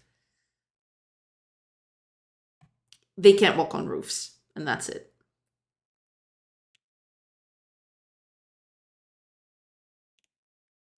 I guess I'll just do that.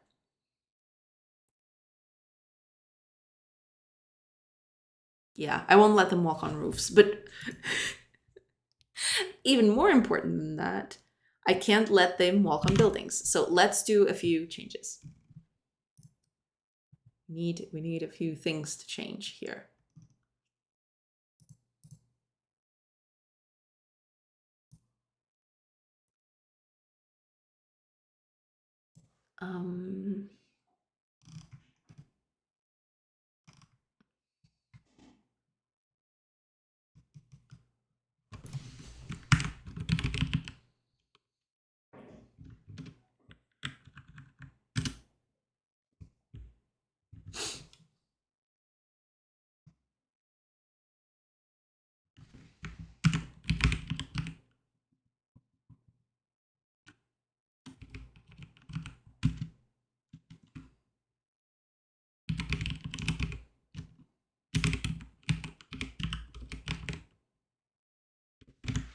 It's just not finding it. Okay. Ah, here we go. It's inside this. Okay, that's fine. Okay, let's mark this as a building. So instead of a tree, we're gonna make building here. There we go. And we're actually gonna plant these plant these as buildings. So, and if the decoration is a building, no matter if you're cavalry or infantry or whatever, you can't go through it.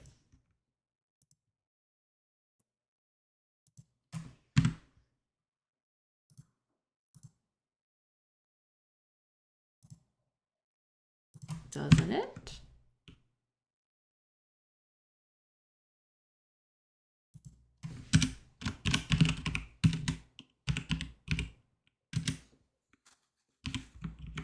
I see. I'll have to change this. I'll have to make to merge all of this into a single one, because like maps are going to be the same no matter where they go. Okay, so building. It's going to cost 999. There we go. They're unpassable. That's it.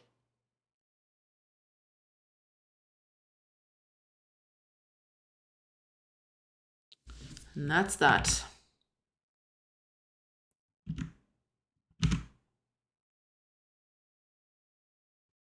I'm curious. What are you curious about, Caveat? Ask away.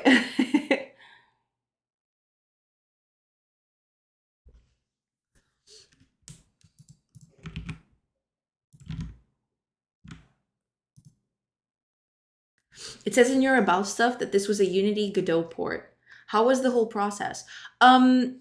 Well, actually, it took me something like the project was already running by the time. Well, yeah, it was being made on Unity as I started working on Godot things. I had like, I'm gonna say like, I don't know, 3-4-ish months of work on Unity. There is one thing that helped me through the whole process. The whole process was, it took me a while because I had to come to grips with how everything in Godot worked and stuff like that. But it was easy, but it took a little time. And it was easy because I usually, even when I was working with Unity, I roll a lot of my own tech. I do a lot of custom solutions for everything. So I wasn't relying on Unity all that much. Unity was basically a platform in a sense. So like all the game was built mostly without Unity's interference.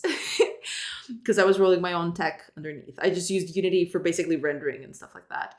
I can confirm all of the statements, yes. So basically, porting over to Unity to Godot was easy in a sense because I basically just needed to find out how stuff in Godot worked as opposed to Unity. It took a little while because I had to, learn all of that stuff, but it was pretty easy to do. Yeah, no major problems there. But that could change. This game could have been ported to Excel, would work the same. Yes. That makes sense. Yeah, that's basically the reason. Like, porting over to Godot was fairly easy. It took a little while because I had to come to grips with everything. But yeah, it was a fairly standard affair, I guess. Actually, Excel is just a very big tile map. Yes. I'm going to do this game in Excel. Screw Godot. I don't need it.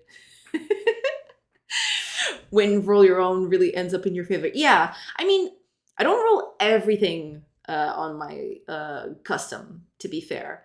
But most of the underlying stuff, for example, the game used Unity's tile maps. And when I ported over to Godot's tile maps, it was easy because all of the underlying population of the tile map itself, I did it on my own code. It wasn't like specific Unity stuff. So it was basically just it was easy. It was just saying, instead of using the Godot tile map methods, just use instead of using the Unity tile map methods, use Godot's ones. So in that sense, yeah, it was a bit easier in that sense. Yes.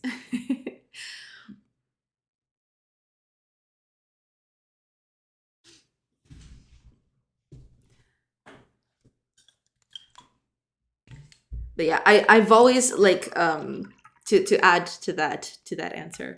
I was never a big apologist of like relying too much on the engine. I don't know why. Like, I guess it's because I've always had that sinking feeling that, Unity could blow up at any moment, and then where would the game be, right? So I was always very scared of like, if one day Unity just crashes and burns, I will have nothing. So I've always tried to rely on Unity as little as possible. And, it kind of works out in the end. I had something not quite working using Unity's tile maps. And then when I switched over to Godot and ended up writing my own tile map system instead anyway, you saw it coming. It's not that I saw it coming. I'm not like a prophet or anything. But I've always had that concern of like, especially because Unity is closed source, right? There wasn't like, Godot is a little different in that regard. But like, Unity is closed source. And I thought, okay, I'm building stuff on Unity. I like Unity. Unity is a great tool. It still is, by the way. I still think Unity is great. But like, if something ever happens to Unity, like all of my games will be like dead in the water, right? Like, I'm relying on Unity so much that basically I just lose everything overnight, right?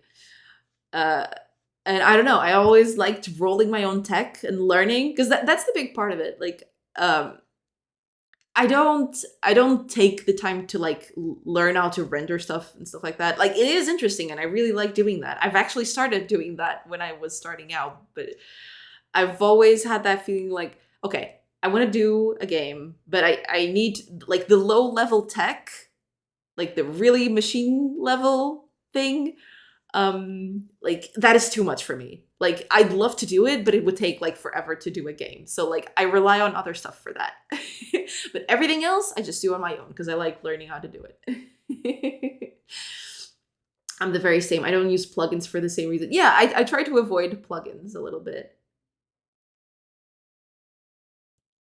Just a small correction, Unity is actually open source. Well, there have been people that have like decompiled it, I think. I saw a few projects over on GitHub of people decompiling Unity. But you can actually pay for access to the source code. Actually, my last job, Unity actually has open source repositories. Yeah, but I mean, Unity itself, like the whole main package, it's not all open source, correct? Because I do remember at my last job, we actually had access to like pro licenses, or like it was like enterprise or something. And like the only way you can access the source code for Unity in those specific instances, like the Unity, the whole package by itself, is if you pay like a license, like a super duper license or something like that. I don't remember the specifics, but I just remember that, yeah, at my last job we had that, because we were using pro something something, that we had like access to the source code.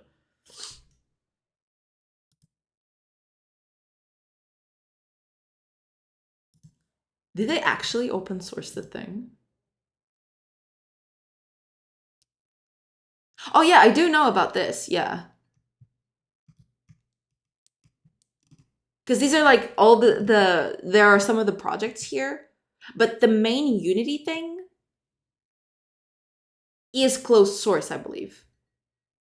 The whole packet, the like the main package, like the C++ thing, um it's just not a free license model. Because I don't think the main Unity, there's the C reference here, the C# reference source code, but from the little I saw from like their like closed source thing, like Unity is built on C++, and I don't think that's here in that sense. Like I mean, like the really big how do I call it? God damn it! Like the base code, let's say, like the whole underlying engine underneath. The main project, yeah, the whole the engine itself, I believe, is closed source, and it's in C++, because I did see parts of the code for it.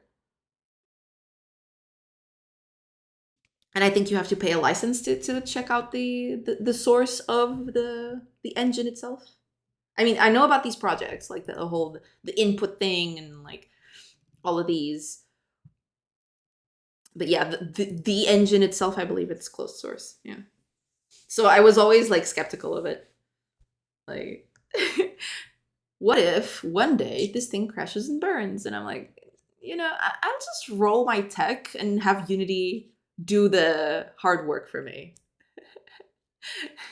I stay corrected then. Yeah, I mean, it could have changed. I haven't kept up with Unity news, so that's perfectly fine. It's okay. I don't know what's like Unity has been in a few debacles lately, so I don't know. Stuff could have happened in the meanwhile, and I wasn't aware.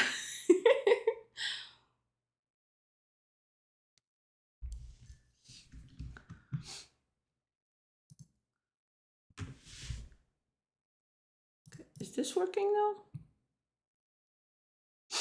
Yeah, Unity's future is bleak if they maintain their monetization model. Yeah.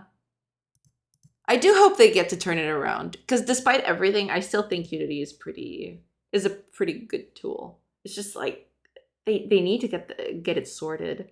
Is it buffering? Oh, it does say it's a little unstable. Don't tell me it's going to happen again.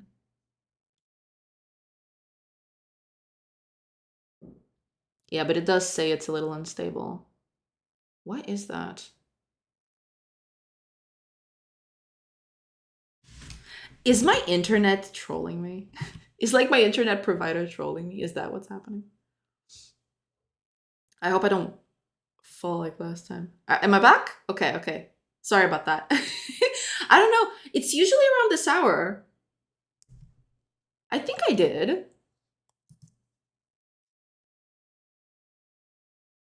It's either that or my internet is just trolling me. But it still says it's a little unstable. Poor network connection. Is it my internet provider just a crapshoot? Because it's usually around this hour. Back yesterday, it was also around this hour, wasn't it? I'm also working, so I missed the brunt of it. Is someone showering? Might be the hot water causing this. Oh man, don't even get me started. Like, some stuff has happened to the internet in this house. Like, the internet in this house sometimes is haunted. I don't know. I had a time where like um I have two computers over here. We have the this is an office for two people. And like sometimes we are connected to the exact same modem over there, and like one of and it's like both with cables. One of them has internet, the other one doesn't. It's like it was a whole thing for a while. Like I had internet problems pretty much every day. Eventually they solved themselves, but goddamn, it was a rough time back then.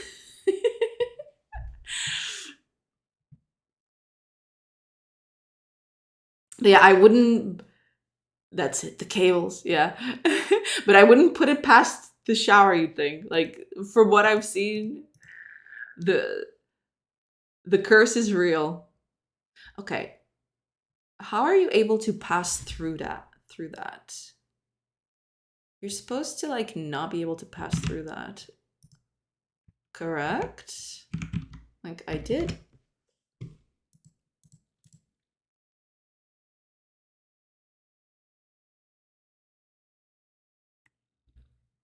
That's fine.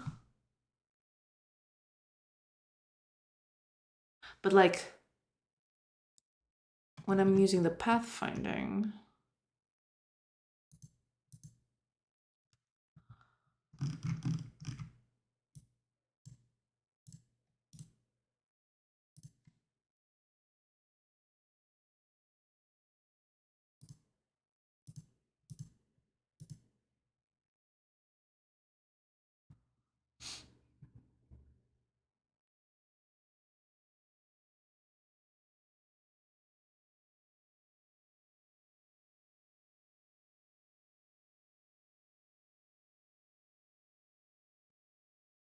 wait a minute, because this is the thing. Oh, hold on. Here we go. That was the problem. Okay, there we go. I forgot to change here. I said the cables switch them. No, I mean nowadays it's fine. But I guess it was the modem. Like the modem was like a total crapshoot. I don't know what happened back then. Then like we used to call them like every day. Like what is happening? Please save us. And they were like, oh, we're working on it. Internet was never very stable around here. It's been good. Like a few for a few months now. I haven't had any problems, but there was like a month or two, like I guess a year or two ago, where it was like a nightmare. Okay, I think this is it. Yeah, I forgot to do that, so hopefully now it's fixed.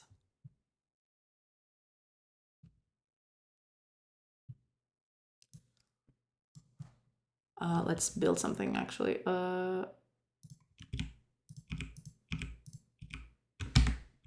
Okay. Combat. Okay, there we go. This seems a little better.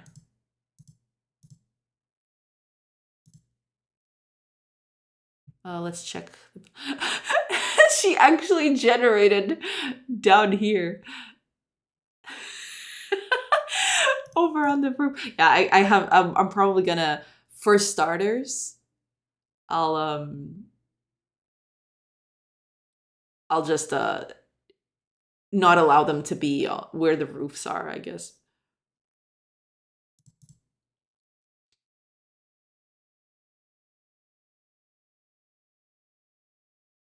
Yeah, because like technically they can walk here. This is supposed to be like only a roof thing, but yeah, I don't think that's yeah, that's not good, Chief. That's not good.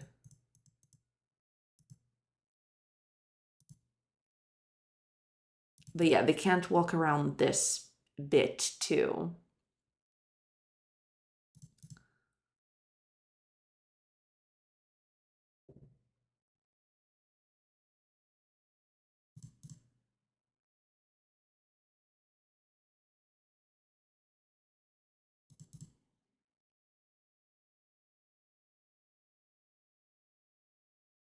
But this actually makes the map a little interesting. I mean, I really like it. You know, it went from being like just a static field of grass to something like actually cute, you know? Something that can actually support interesting combat, you know, some strategizing. So that's pretty nice.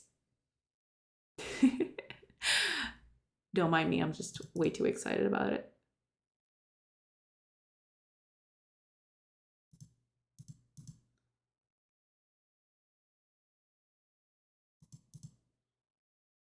Okay. There's only one other thing I want to do.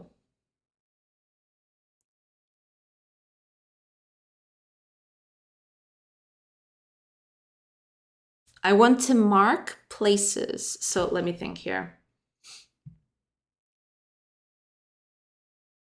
I want... So like the walls of the building are fine, right? But I want stuff inside the building. So for example, characters can actually come through here because like this is open field, right? I want to be able to, I want to allow characters to do that. It might seem a little weird, but at least, for example, this part of the entrance. So like stuff that I mark as, I don't know what even to call this, but it's like stuff that is only for decorative purposes, or like I make them floor plans so they don't overlap with other buildings, but they're actually walkable, right? Okay, let's try to tackle that. First and foremost, I'm very scared of what's going to happen, so I'm actually going to commit this. There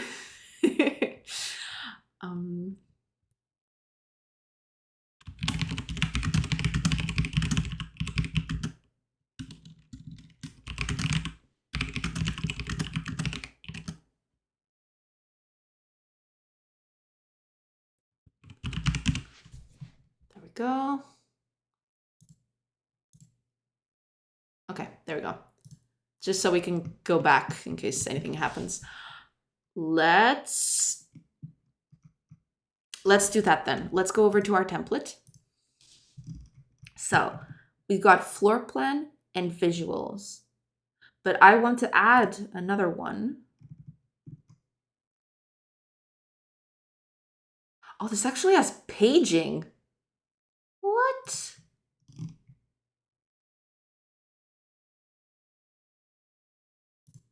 Huh. I don't think this ever happened before. Okay. Anyway, this is going to be floor plan walkable. So like it's part of the floor plan, but characters can walk through it.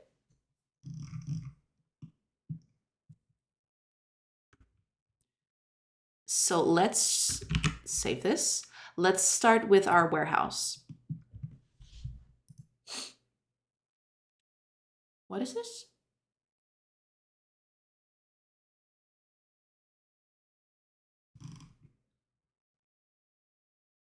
Oh, did I forget to change the index?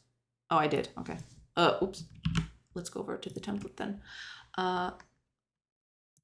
Put this as 3 and this as 4. There. Easy enough. Okay. So. Uh-oh. Thank you for the follow, caveat. Thank you so much. Well, I wasn't expecting that. Well, this sucks. That's okay. I could just, This is why I don't want to make a lot of stuff before actually committing to the final solution, because stuff like this will happen. And it's never pretty. Anyway, let's get rid of this. Still have that. Good. Okay. So floor plan is actually going to be this. But then the floor plan walkable is where we're going to do all of that. Have to run, but I'll try to catch you again sometime. Sure, absolutely. Thank you. Thank you so much for stopping by. Thank you, thank you. I should actually turn on the lights because it's getting a little dark. Okay. Yeah, I'm gonna have to change this. There we go.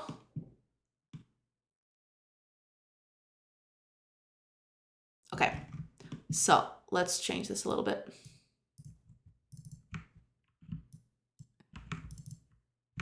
That one can stay. This is the normal one. This is gonna be the other one. Where?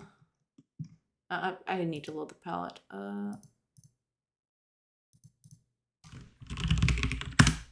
No, it's this one. There we go. Okay. So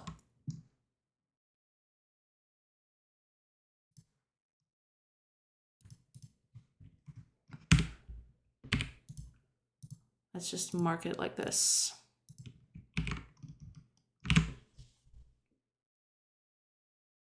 Okay, good. So we can just set it up here.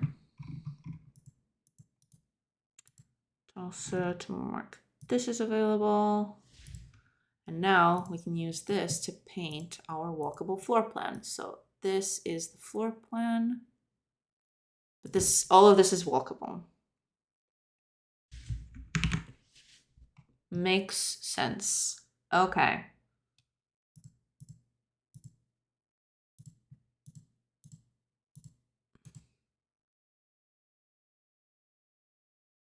Okay, good. Let's do the same for all the other buildings.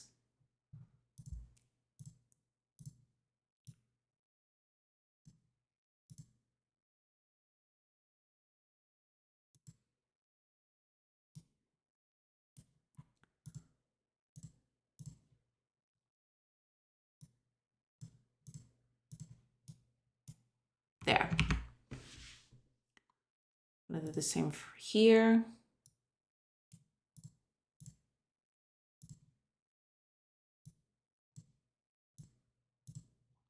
Oh, right, because the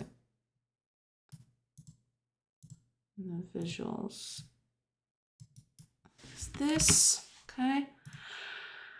As for the house, the floor plan walkable is just this tile. Visuals goes here. Okay.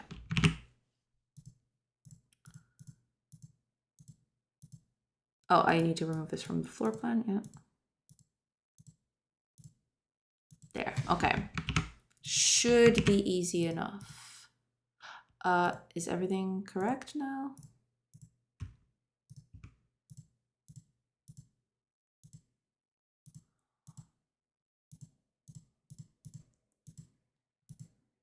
Okay. Just gotta load the buildings a little differently now.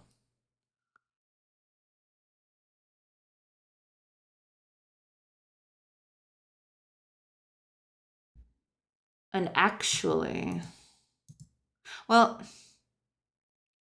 leave it like that for now. We'll do that later. So when we're loading the buildings, so let's go to the building templates.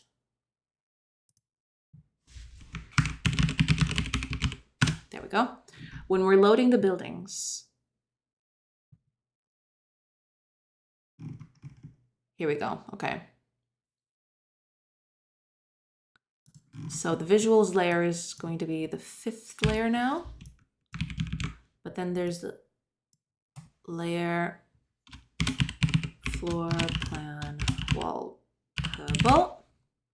And that's going to be the 4th layer. There we go.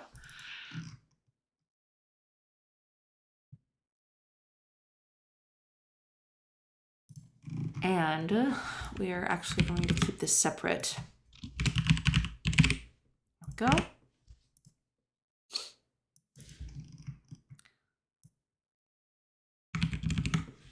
Okay.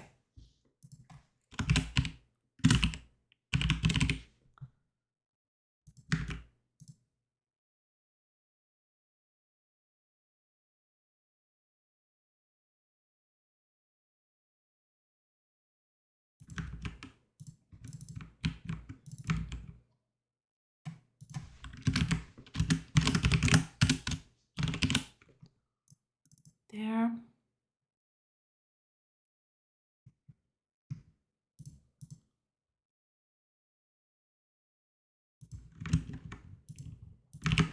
There we go. Okay. Now,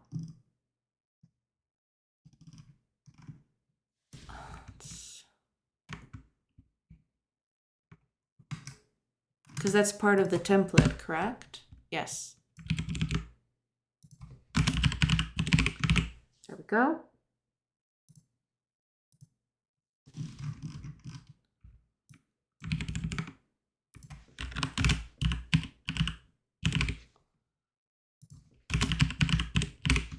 There we go. Okay. So now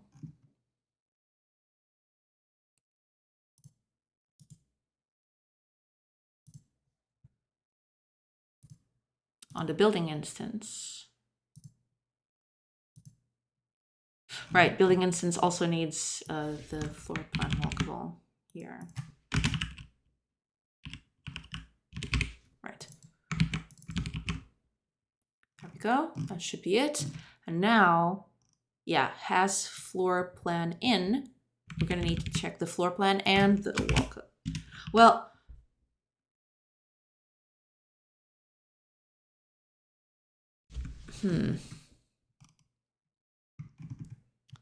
depends. Depends. Where is this being called?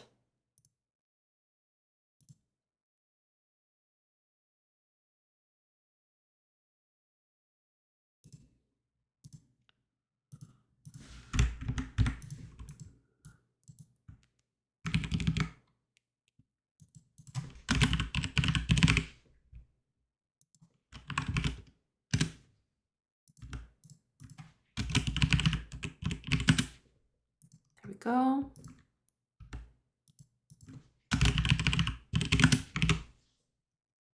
There we go. Okay.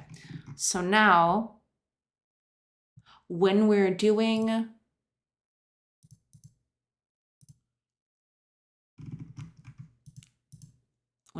this,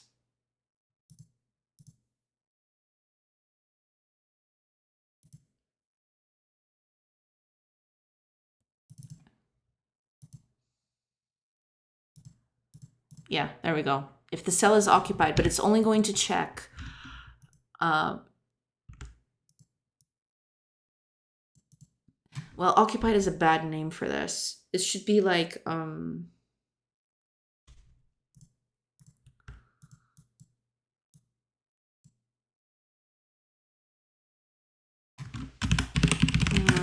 don't like this name either, but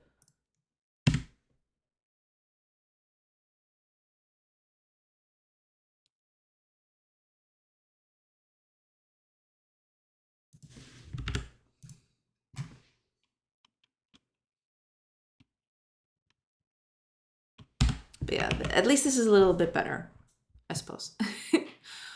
Okay. Has floor plan, that's fine. Okay, so this should help alleviate that problem. Hopefully, we'll see. Let's see.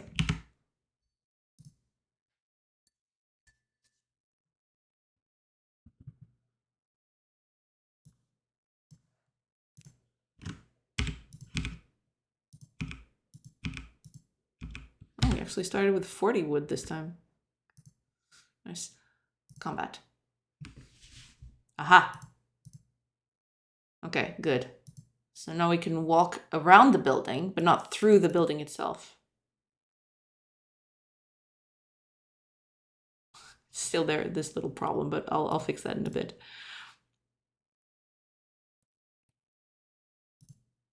Let's try to go around. Yeah, okay, so this is all walkable now instead of this. So like this is the solid part, but I can walk out here just fine. And I should be able to do that down here too, so let's check.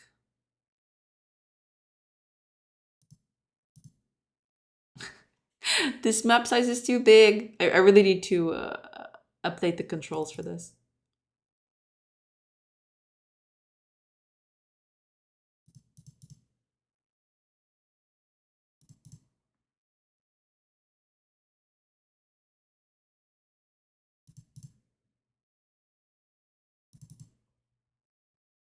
It's gonna take a while to get down there, but it's fine.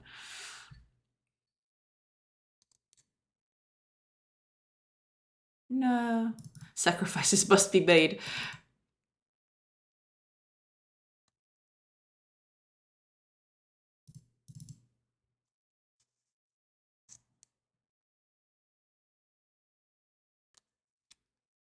They're coming. Okay, so I should be able to walk inside the whole building, no problem. But I just can't get through the walls.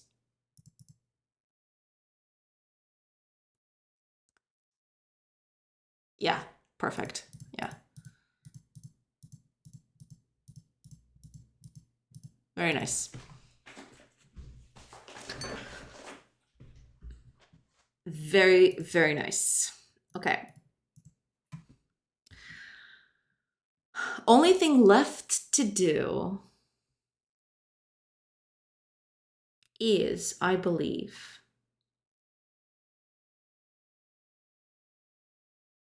well, besides the whole, because like depending on where we are, when combat triggers, we need to, you know, populate this differently. So that's what we need to fix that. Because right now, even if we're like really far away, like here, I press combat and we're still at the base. And that's not intended at all. So let's fix that. Let's go over to our combat thing. God, I already have so many files open. Okay. So this is the map with the base.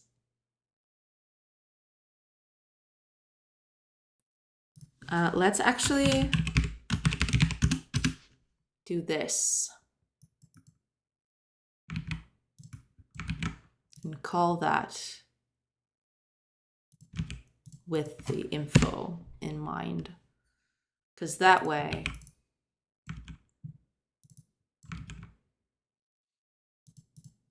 we can just upload any base into this and it should still work.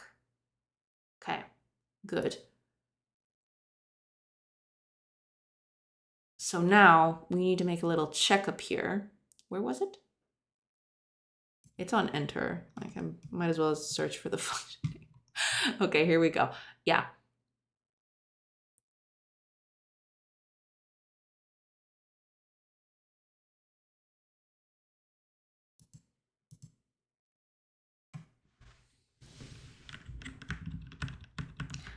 Technically, we shouldn't need to do this anymore.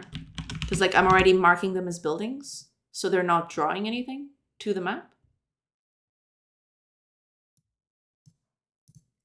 Yeah, okay.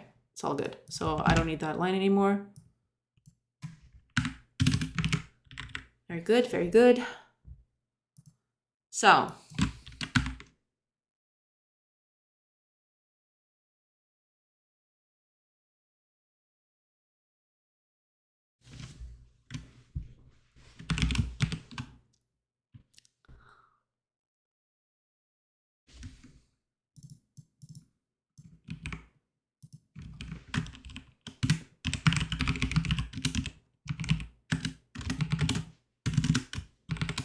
uh,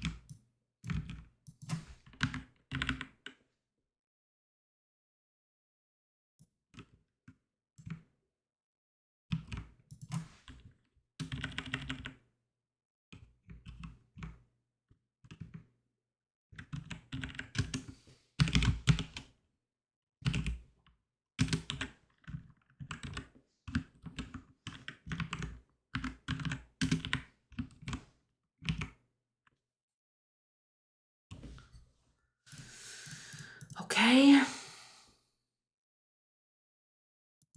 Should be it.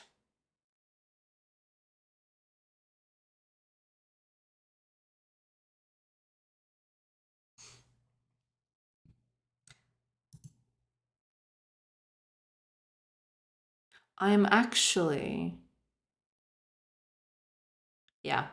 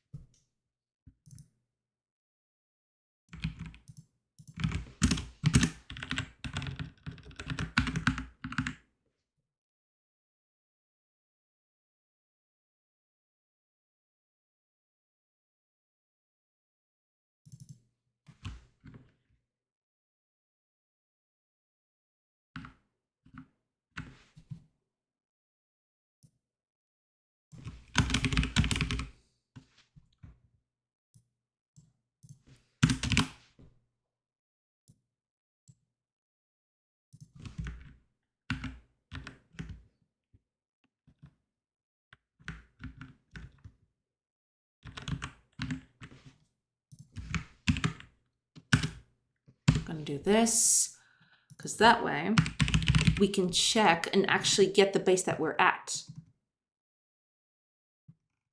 So if they have different decorations or different buildings, we can just populate them with those. But, okay, so.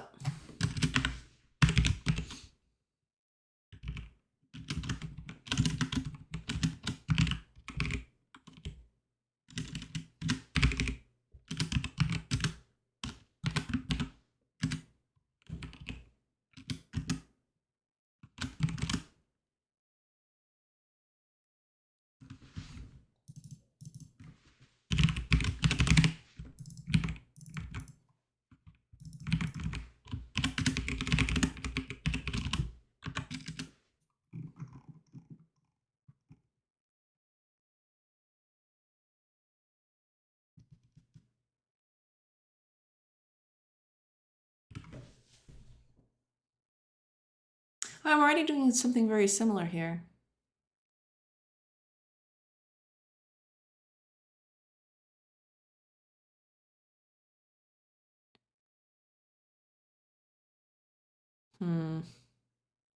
But this doesn't return something that I can draw, I don't think. I mean, depends. What do I need out of it? So, okay, let me just delete this. What would I need to change this to make it...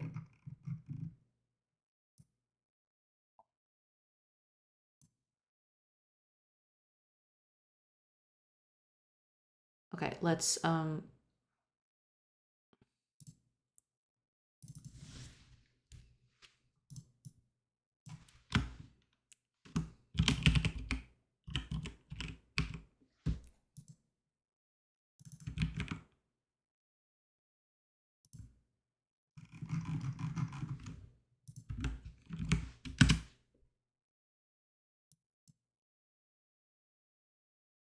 there we go.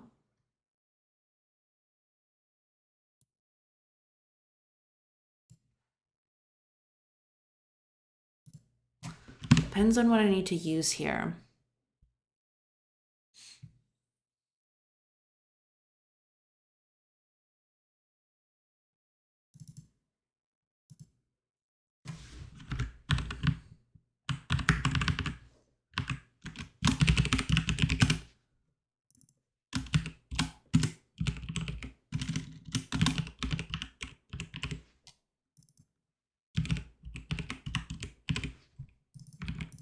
We'll need a size.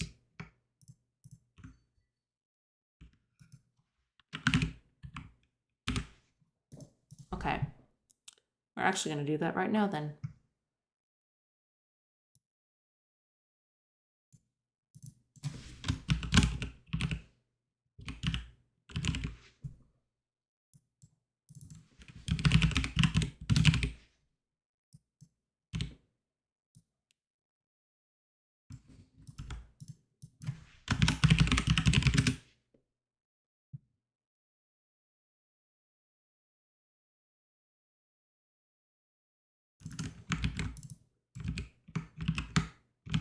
There.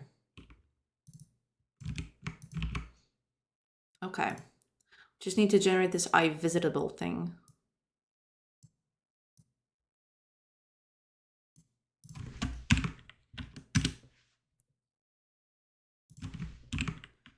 Generate property. Wait a minute. Is this an interface? Oh, he actually noticed that I wanted to make an interface, so that's good. Is cell building, and finally draw to.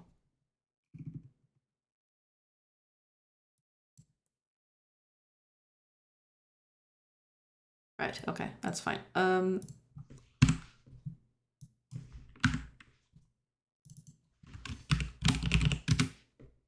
Okay. So.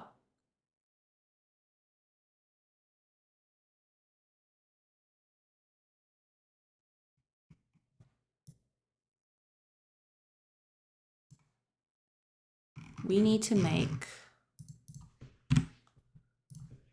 base info iVisitable. I don't like this name because it kind of looks like the visitor pattern. Player visitable?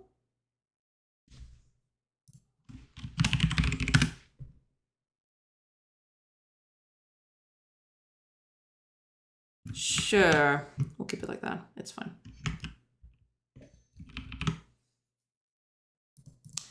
That's fine. Okay. I need to implement this. What do I need to implement? Wait, what is there to implement? Size. It's right there. Oh.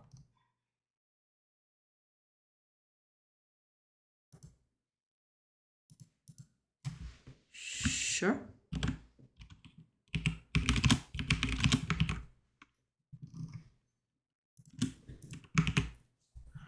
There we go.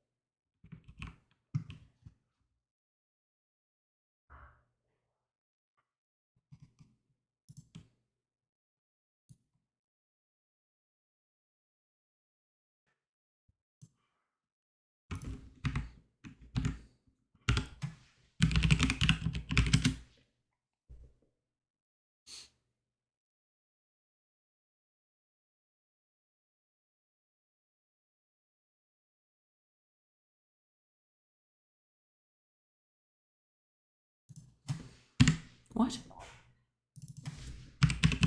Okay. I need to move this to its own file. I'll get back to that in a bit. First, I want to figure out what all these problems are.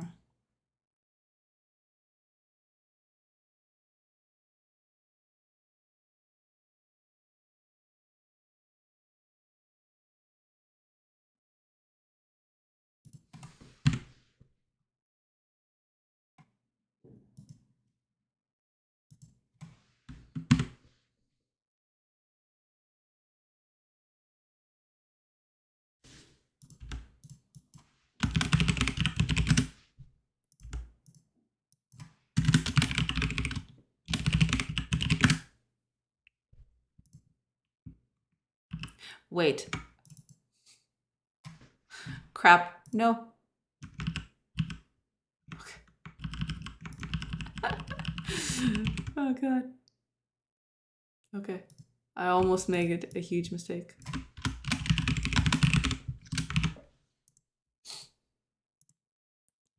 Almost.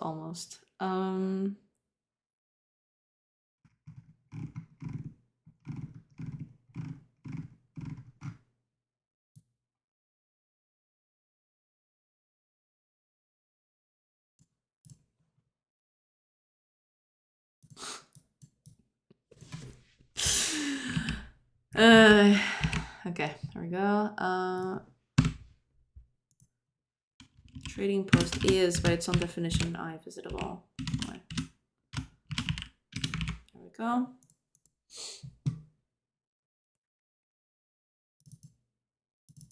Well, now I have to check if I changed anything else. Okay.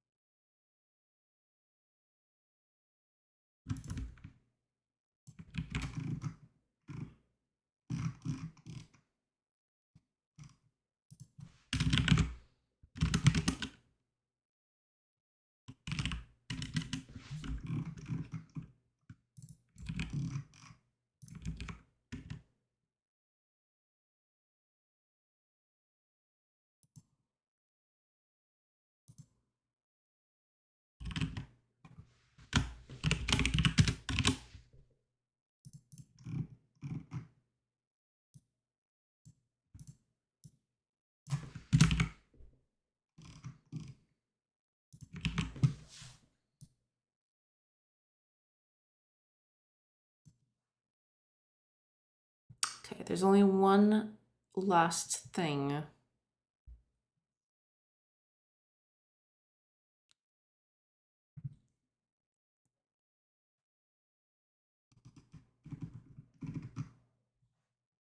That I need to do.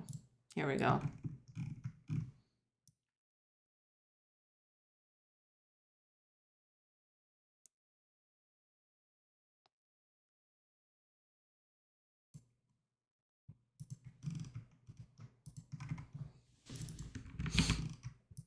You can only trade things.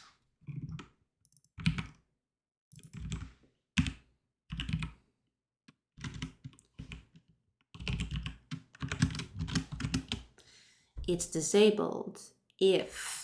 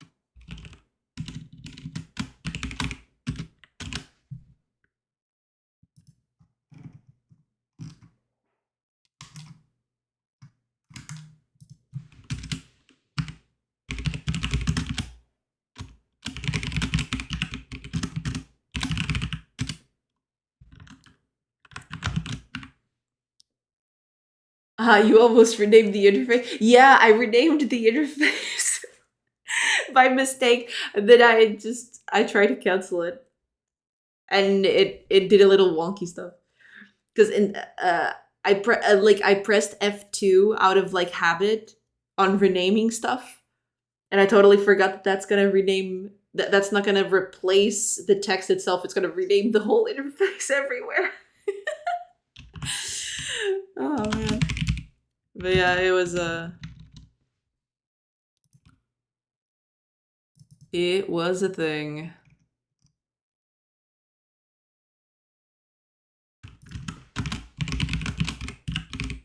That's okay. We fixed it in the end.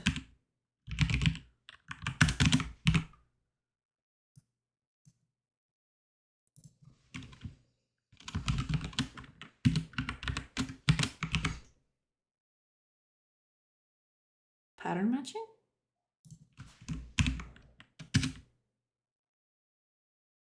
Oh.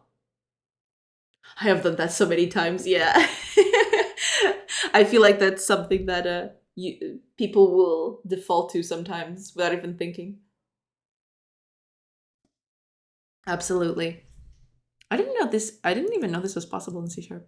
I never did anything like this. I mean, I'll take it. Is not trading post. Okay. If it's not a trading post, then you can't trade with the person. Okay, got it.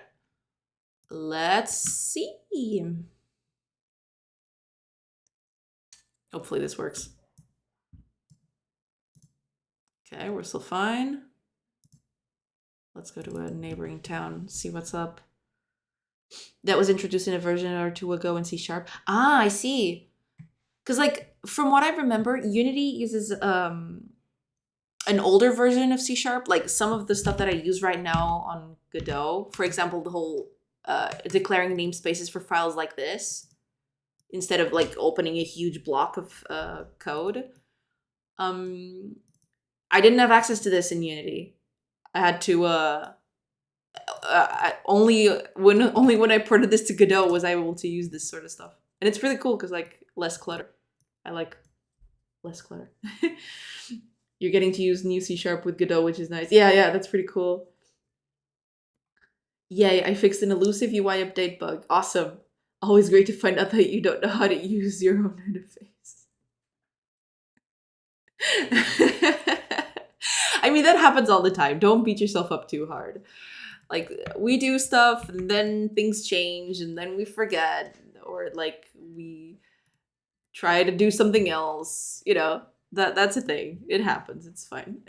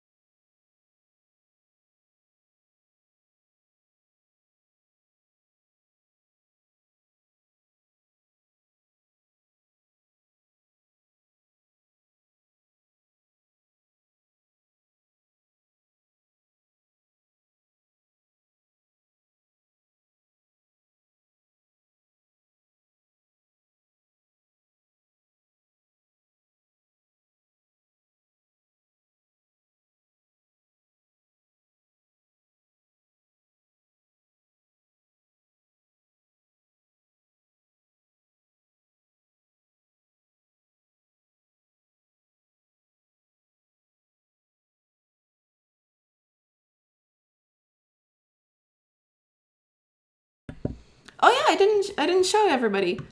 I actually made this buttons work now. So when I press Control and Shift, I still have to do that whole thing like Captain Fubar suggested, like having small buttons over here to actually do it without pressing like weird esoteric keys. But yeah, at least the Control and the Shift are working, so that's nice. So I can actually get a bajillion money. Yeah. And it actually goes up to max. So like, for example, Shift is 100. If it can't get to 100, it actually just defaults to the max that you have available. So yeah. Small, it's the little things. That reminds me I had to implement a shop UI. Yeah. Shopping UI is madness. I feel for you. Don't do that. Don't implement shop UI. It's a waste of time. Don't do shops, kids. The Don't do shops. It's terrible. It'll kill your brain. Do not do it. Do not recommend.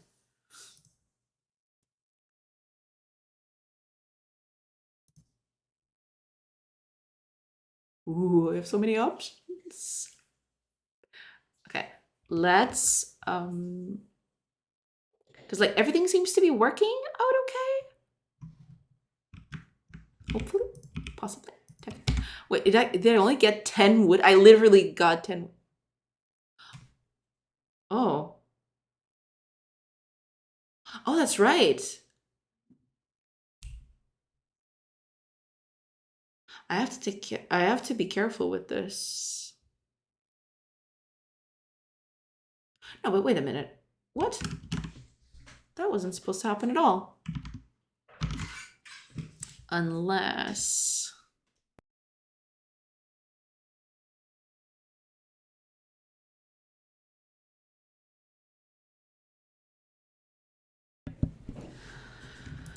Okay, let's just fix this, and then I need to take a very quick break. It's not clearing stuff. I swear game devs have to-do lists longer than CVS receipts.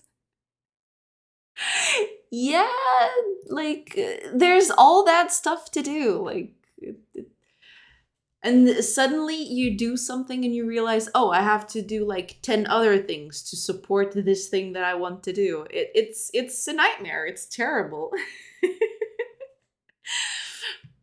No shops, period. Yes.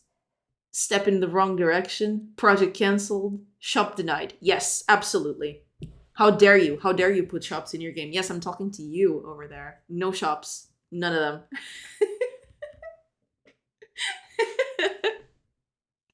Don't do shops.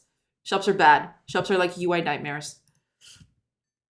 Game devs who stream and do stream overlays and interactive features, that to-do list spirals out of control fast. I actually thought about it. Like, my biggest problem, like, I'd like to put a lot of stuff on screen, but then I kind of feel like it detracts from the whole thing of like seeing the process. But maybe I really should do something like that. Maybe I should just like add all of the bells and whistles to the thing. If I put up my to-do list over on screen, I would be very self-conscious about it. I know that for a fact. Because like my to-do list is like constantly updating. Like sometimes I'm in the middle of the stream and I'm like, oh yeah, I should add something to the to-do list, and then the to-do list grows exponentially. So, you know,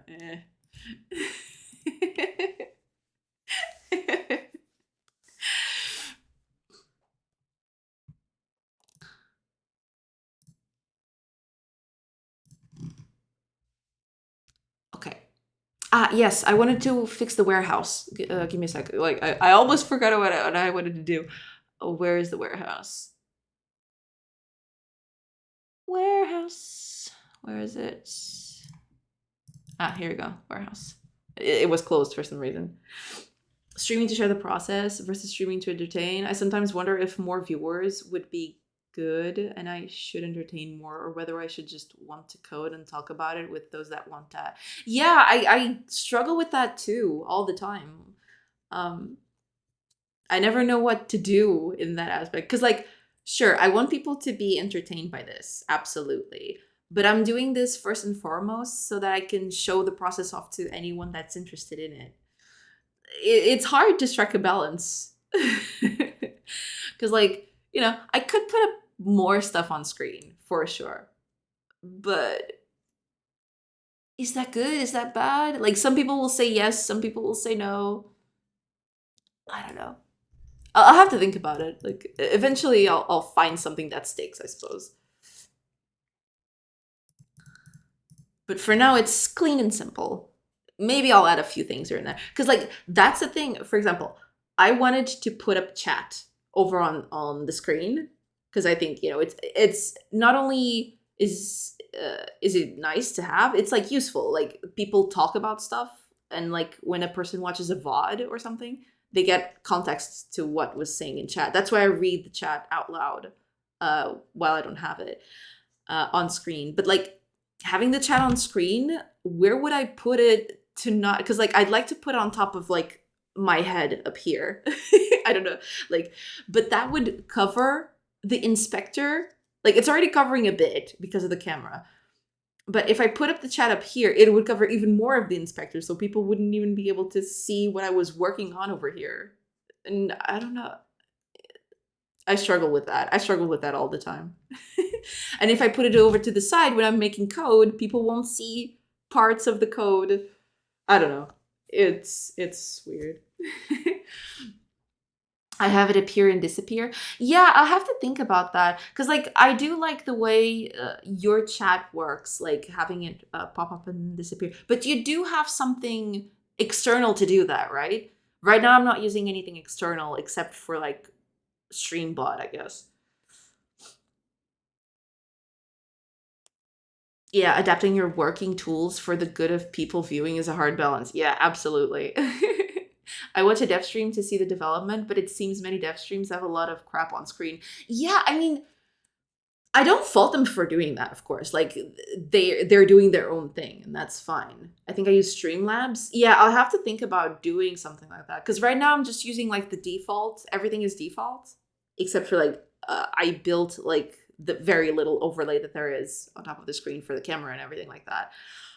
But I'll have to look into stuff like Streamlabs maybe for something like that because I would really like to have a chat somewhere, not clogging up the screen. If it disappears, if it appears and disappears, that would be perfect. No, not blaming you. It must work, otherwise they wouldn't. Yeah, I mean, it's but I constantly struggle with that all the time. Like I'd love to put like there are some stuff that I'd love to do later down the line. Oh god, I have so many maniacal ideas. You guys have no idea. Like I'd love to do like a small RPG in chat. So like people would type stuff like I want to duel X or Y, and then you have little avatars, and then you'd show up in an arena like the old Fire Emblem games where they'd fight it out. But I can't do that. Like if I do that, I'll never finish this game. This game is already hard enough as it is. But yeah, like to-do list item. Yeah, like just a list of items that just grows forever. I wouldn't mind your cute characters walking around the screen once in a while. Yeah, I'll have to think about that. The biggest reason why I'm not doing that still, it's because it's technically not my art, and I feel kind of bad for doing that. Like I'm already using it for the prototyping, which is okay, right? But using it as a stream thing, I just feel it's a little weird because it's not my art. I don't know. It's a whole thing. I like that on brand stuff. Yeah. But they do, but that they do once you start the game anyway. Yeah, I'll have to think about that. I'll have because I'd love to do little small things like that, things that like don't clutter up the screen too much, but that would make it a little more interesting to keep watching. Because right now it's a little bland, to be perfectly honest. But yeah, it is what it is. But I have a ton of ideas to upgrade it. It's just that um they're all like very big and maniacal, and I don't have time to do all of them. So I'd rather just finish the game first and maybe work on that later, or maybe I'll just I'll just take a few days and do that. But I'd have to be sure that that would have some return on investment. I mean, I don't mean like literal investment, but like if it's actually good for the people watching, right? Like I wouldn't be wasting my time for nothing. I'll have to think about that.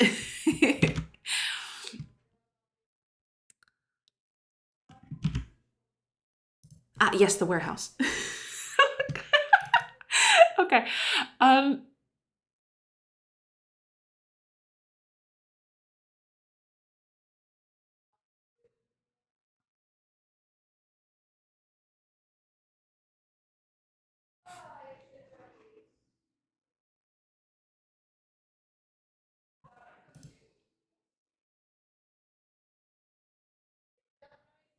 Oh, hold on. Yeah, that's why. It's not resetting the whole thing, but I can't reset it all because otherwise it's gonna remove the walls. Mm.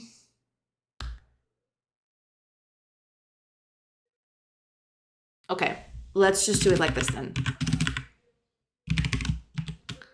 Ooh, what? Oh, what? Um.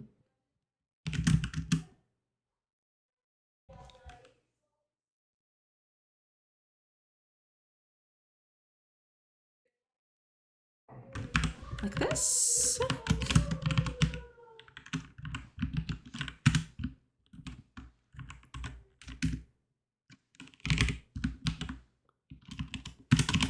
Ooh, not like that.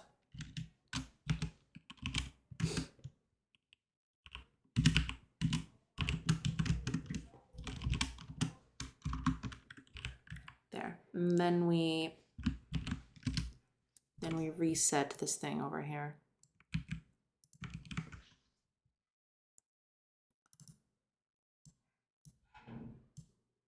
Oh. Then I can actually do that. It's fine.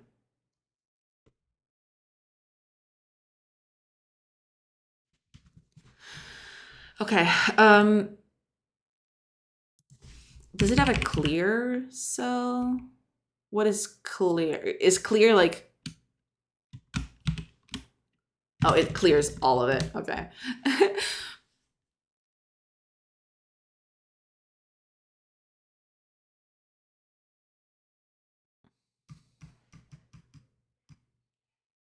The cell will be erased if I do -1, -1. Okay, so let's just do... this would be the tile coordinates, correct? No, if source ID, hold on.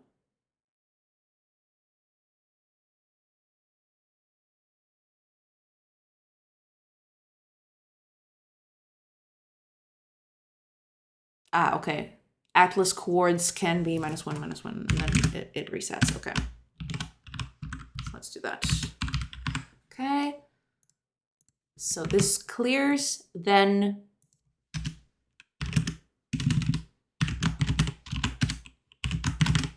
there.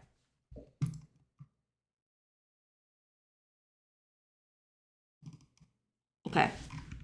Hopefully that fixes it. But in order to test this, I need to change a little bit the base thing. Base info. No, not base info. I think it's in the world state when I'm creating and adding the resources for it. Here we go. Okay. So instead of making a random. Yeah, okay. Let's just make it this. So it's going to be the forest tiles times 10. That's it. Okay. That way I can exhaust the resource easily. Okay, how many? 200? What? That's a lot of buildings, sir.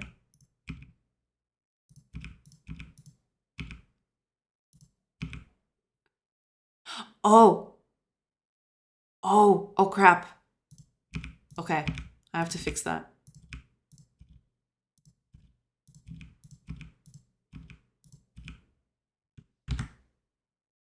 It's still not working.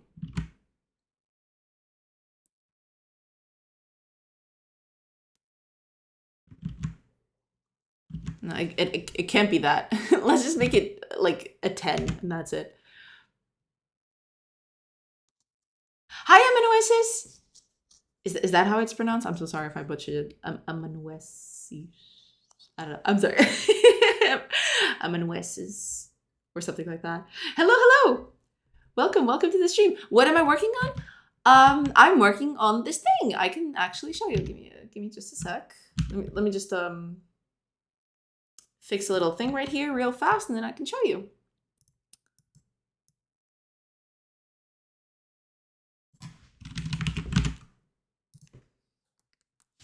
Did I? Oh, I did. Okay.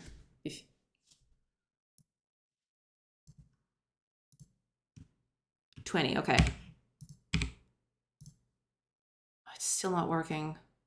Okay, I'll have to fix that. Okay, but yes. Okay, let me start it up, and I can show you. So, I am working on a game that is a mix between an RPG and a base builder. So you have your own base right here. This is what we're working on. This is the whole base. You can build buildings on this thing like this. All of the buildings.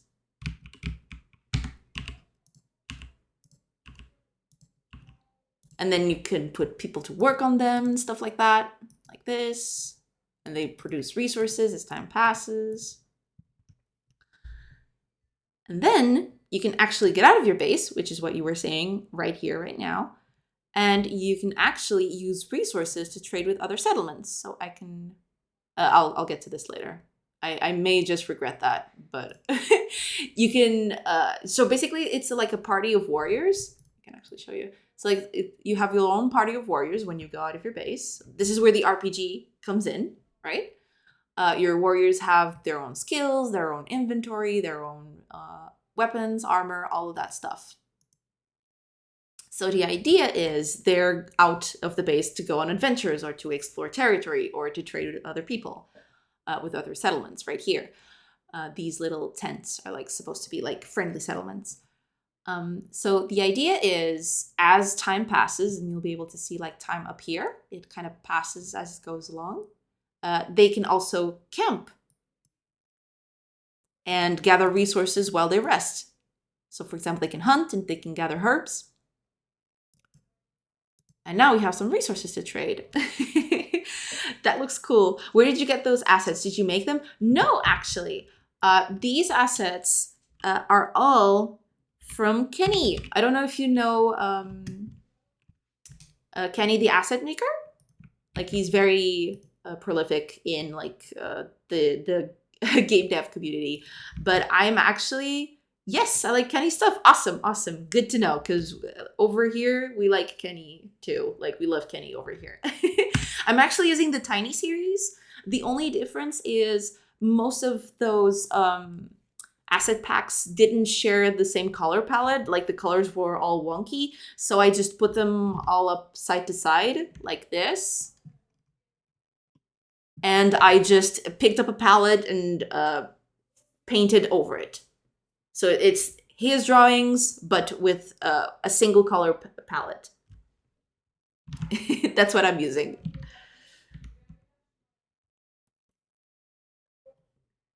And yeah, the idea is once you go out, you can trade with other people. Just here. So like you visit other cities. Right now, the other cities are very static, as you can see. But yeah, you can trade with other cities, which will have different resources than the ones you can produce sometimes. So you'll want to sell your own stuff and buy the resources that they produce so that you can get them. And that you can use in your own base. So like, for example, this one has access to a little mountain over here. So it has access to rocks, which you don't, because you're a little too far off the rocks. But I can come up here, and since this village is close to water, it'll have access to other resources. So for example, fish. And as you travel the road, this was a perfect perfect time for it to do this. As you go along the roads, you can get attacked. And you know, there's an enemy that is constantly trying to defeat you, be it destroy your own base or get your warriors out in the road. So you have to fight them. So you can meet the enemy in combat. So this is the combat screen. It's all turn-based tactics. So think of it like I don't know, a Fire Emblem, a Final Fantasy Tactics, stuff like that, along those terms. And yeah, the idea is you go over and you whack them until they fall down. It doesn't have any animations yet. It's just them like rotating to the sides. But yeah, that's the whole gist of it, basically. Let me just finish this combat over here. Thank you for the follow.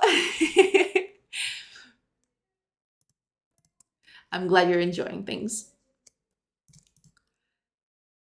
So let me just whack these guys, because like this guy isn't actually armored, so this one should be easier to deal with, but we'll see.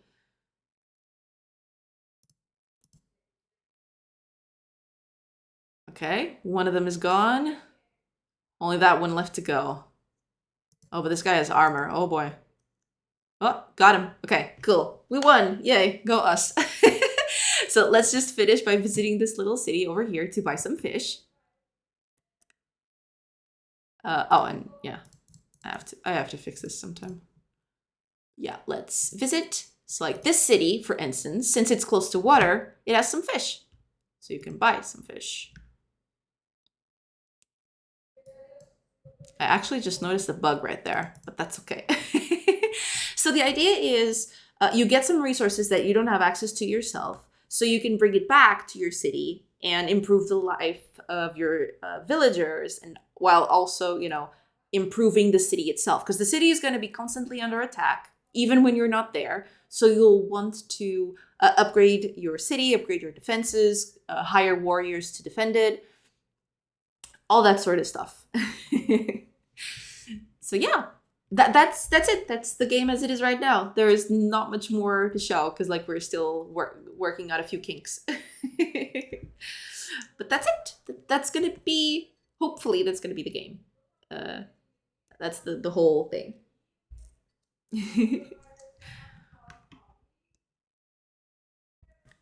Looks like you have a lot built in already. How long have you been working on this?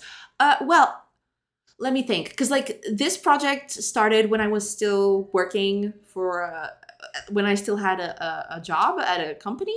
So like I used to work on this like in the weekends and in afternoons. So I'll say, let me just make this a few quick calcs. So I started streaming this on December full time.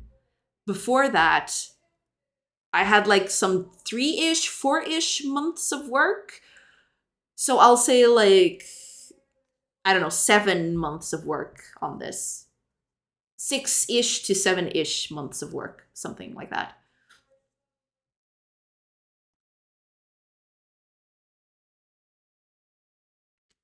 But it's been like this project has been running for a long, long time.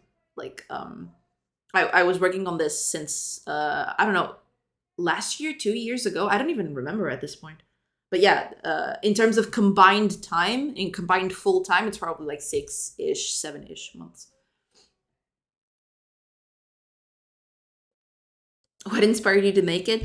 I mean, it's the kind of game I really enjoy. I at first like the name kind of gives it away, but I really like. I kind of, I don't, not really like, but I kind of like idle games, kind of. But the idea is, I don't like idle games for one simple reason: you don't see stuff happening. You just, things happen and you see it like on text, right? Like and I was like, okay, I am going to build an idle game where you can actually see what's going on, right? But then I thought, making an idle game is fun, and I'll maybe eventually I'll convert this to an idle game as like a side project. But I started thinking like, you know, I'm making all of these systems, I'm making all of these things. I'd really like to make an actual game with it instead of being something that's just pretty to look at, right?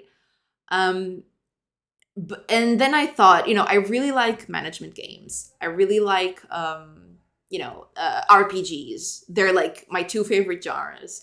So I'm like, what if I, turned this into like a mix of those two, like the things that I like about base management and the things I like about RPGs, and then I mushed them together and see what comes out. There's a lot of room for idle mechanics while still giving the player control. I like the idea. Cool, thank you. And yeah, that's the thing. So like, the idea of the game as it is on late game. So initially, you'll have to worry a lot about your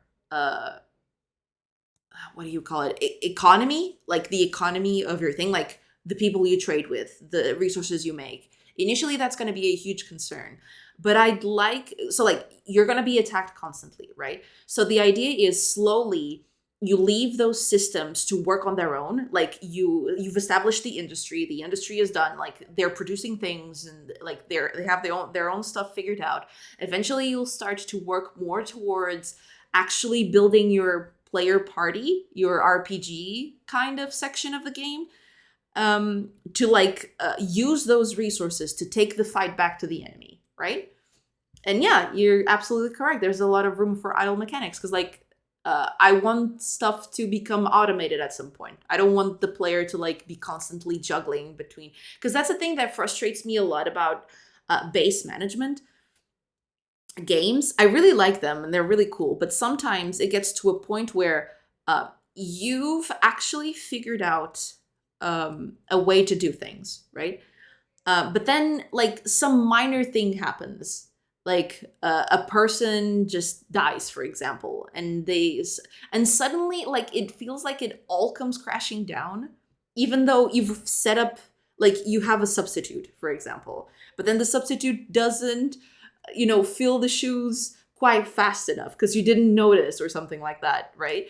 I wanted it to be a little I want it to be a little more hands off. I don't want to like you to micromanage every single thing, right? Because I like the whole thing where you build the machine and then it just runs on its own. But you have to build it. So like at the beginning, you'll have to set up your buildings and put your people to work and everything like that. But at a certain point, it gets kind of boring always having to do the same things. So hopefully, yeah, by a certain point, like things improve and like you automate a lot of those systems so you can focus on the other stuff, like the RPG side of the thing. Yeah. But thank you. I'm glad you like it. I'm glad you like the idea. And I just noticed a little bug right here. Oh no. Okay, I just noticed a lot of bugs, so yeah. Let's actually deposit this. Okay, so that's working. But I have to fix this. Okay. This is still not working. I have to figure out why.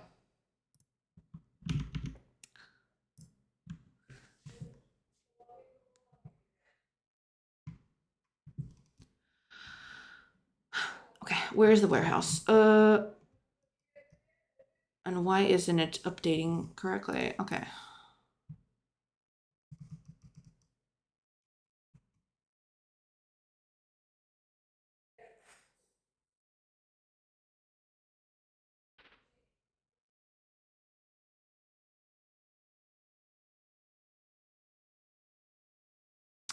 Oh.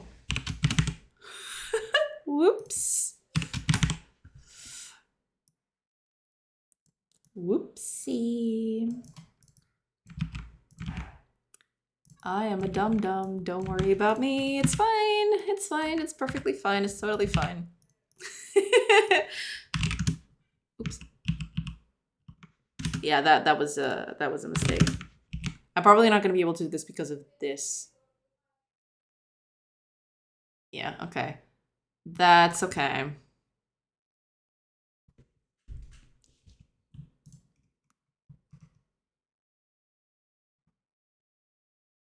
All right. Let's just do it like this then. Yeah, that's fine. Okay. Hopefully that fixes it. But it did have a little thing down there that I didn't quite like, so we'll see. We'll see.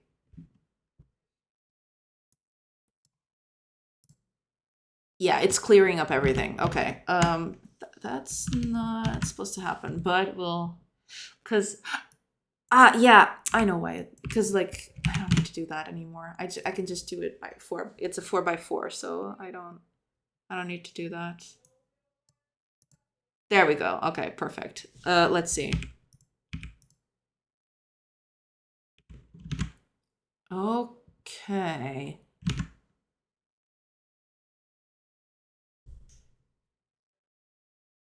Oh, celebratory! Welcome, welcome. Thank you. Thank you for the follow. Welcome, welcome. I'm glad you're enjoying things over here on the land of madness.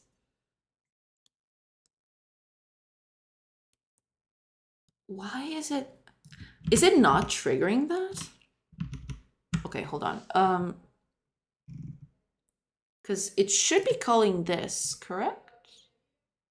Let's see.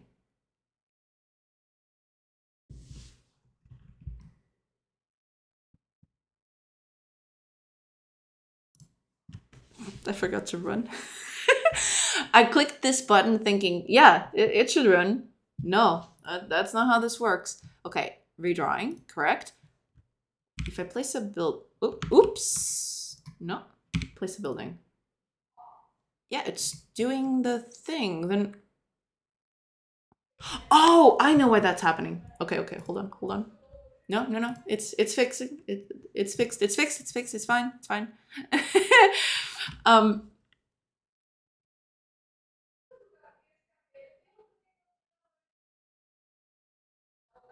Right.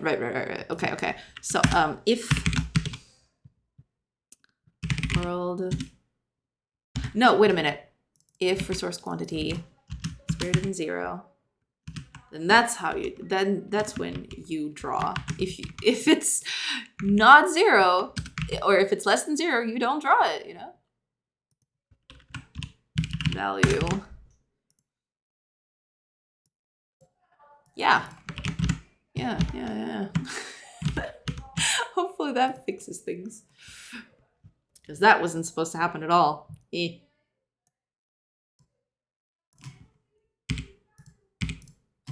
Okay. It's fixed. It's fixed. It's fine. Okay. Good. Very good.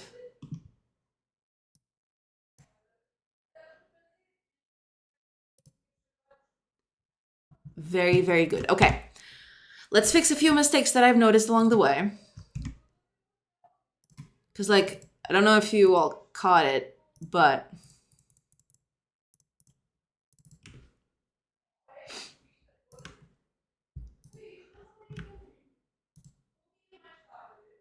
it says here buy 41 for 123 coins, right?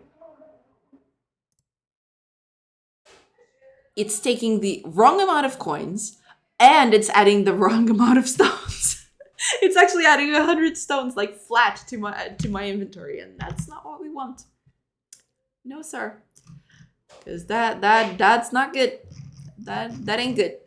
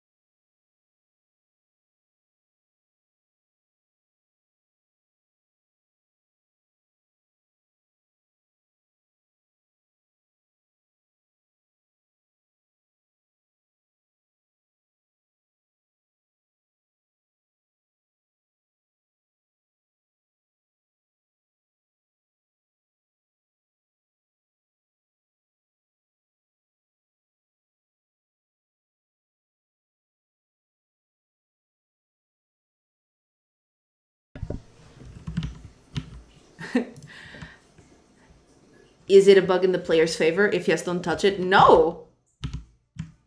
I'm gonna ruin the economy if I do that. No. No, sorry.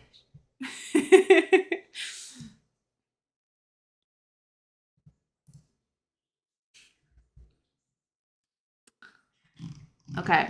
I need to actually... yes, I know what's happening. Okay.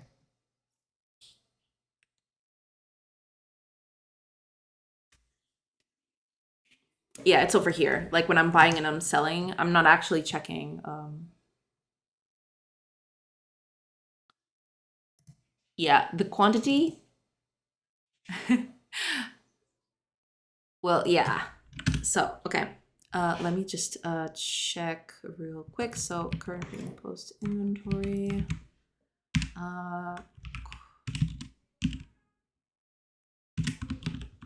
Can I just do it like that? I don't even remember.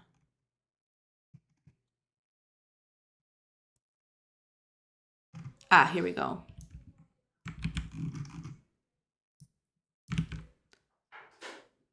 Yeah, so the quantity is going to be the minimum between the quantity multiplier and Well, no. Okay, just be this. What? What are you doing? There we go. Is that the one I'm using down here? It is. Okay, good. So it's going to be the minimum between the multiplier and the trading post because we're buying for ourselves.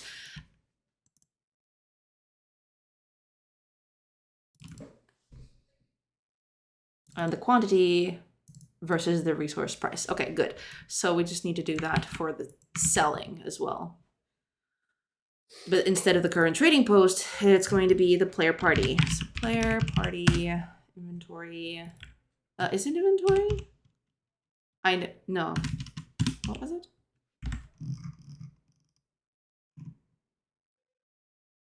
Resource inventory. Oh god. Okay.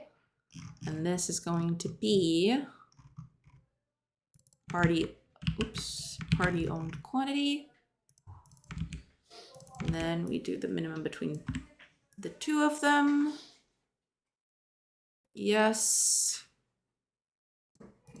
And we're good, I guess. I think that fixes it. Yeah, I think that fixes that. Hopefully. Possibly, probably. We'll see. Need to get some resources first.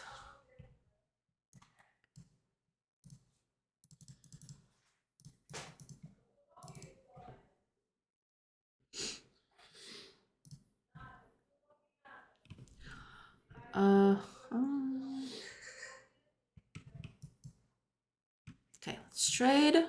And let's see. I'm gonna sell the 24 for 408. Okay, that's correct. Good. Now let's buy 11 stones for 33 money. Okay, there we go. Okay, that's fixed. Hopefully that's fixed. Let's go and check out the fish. Camp.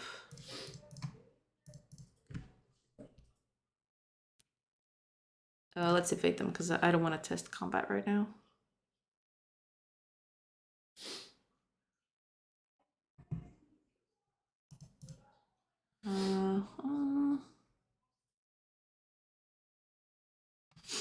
You could always offer an input prompt when hitting enter, for example, for the exact amount. Yeah, I did consider that. Like, I have, like, the trading window has probably been the thing that I've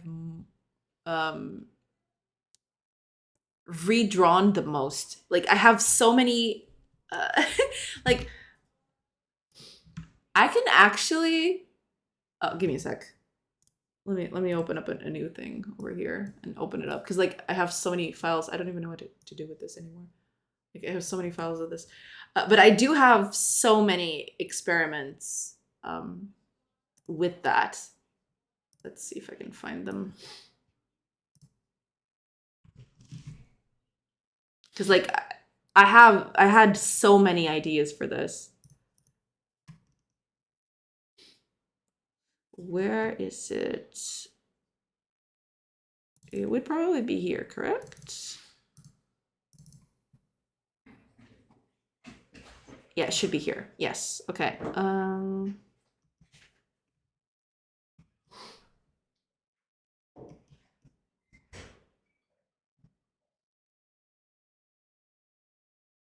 Is it this one? I don't even remember at this point. No, it's not this one.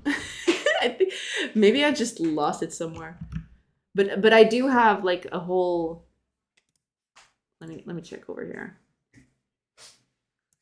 Because like I have so many files with this. You have no idea. With like little experiments and stuff like that.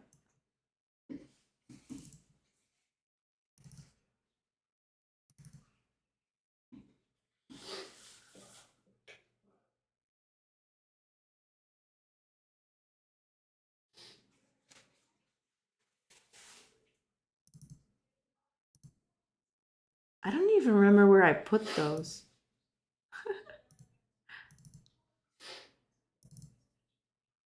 I'll have to look for them. I do remember I had them in a different place. I don't even remember why at this point.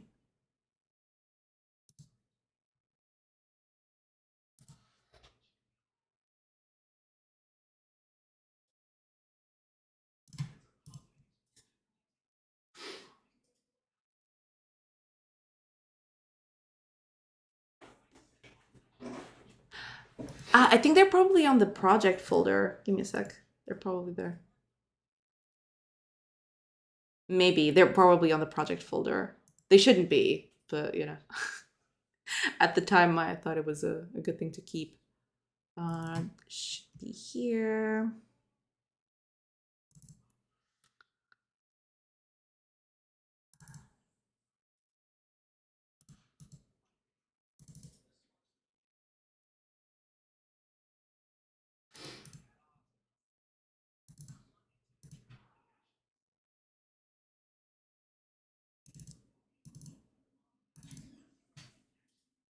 Is this it? It probably is this. Yeah, it's this. Holy crap. I have so much stuff on here. Okay, hold on. I even had two. Yeah. So like, let me just move this over. In a market UI, you don't need to display your inventory content separately. Just show the existing amount of your inventory in the goods grid. Also, items not sellable in the market don't need to be in the UI at all. Yeah, I do need to take all of those considerations in. I haven't done that yet, but yeah. I have like an insane amount of like experiments over here of like stuff. I even have like little what do you call this? Like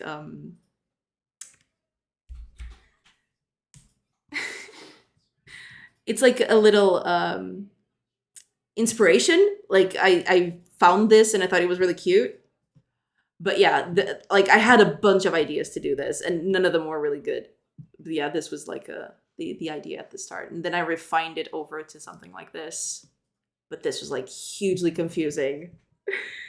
Like I have had a lot of ideas about this. It's just yeah, it just never went anywhere. But yeah, it's something that I've been thinking a lot about and something that I've worked a lot on. But yeah.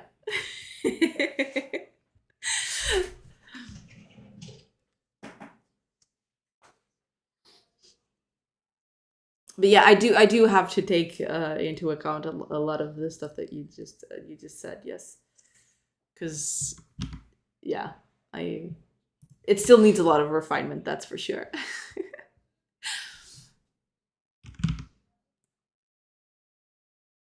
Where did the game go? Ah, here it is. Eat as 30, so 30. Okay, good. Yeah, okay, good.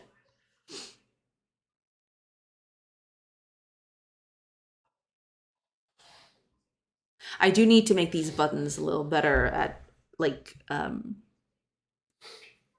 I need to make them a little more visually indicative that they're like disabled.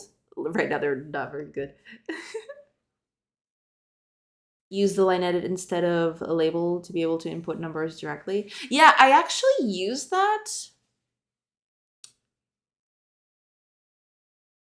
Where do I use that? Oh, over on the start of the game. Where is it? Over on the little UI I made at the start of the game to like make the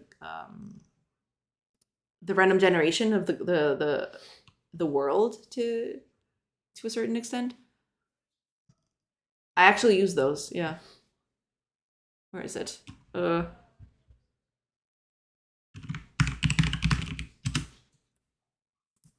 Can actually show you a little because I have like dabbled in those little things.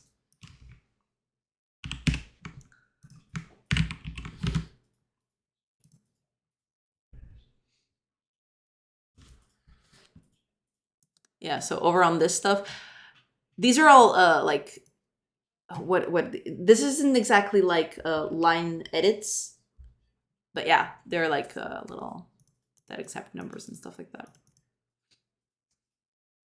But yeah, I have used them. I just haven't here on the I haven't used them anywhere else. But yeah, I've been using them for a while on this little thing. I should make the map huge. No, I shouldn't make the map huge.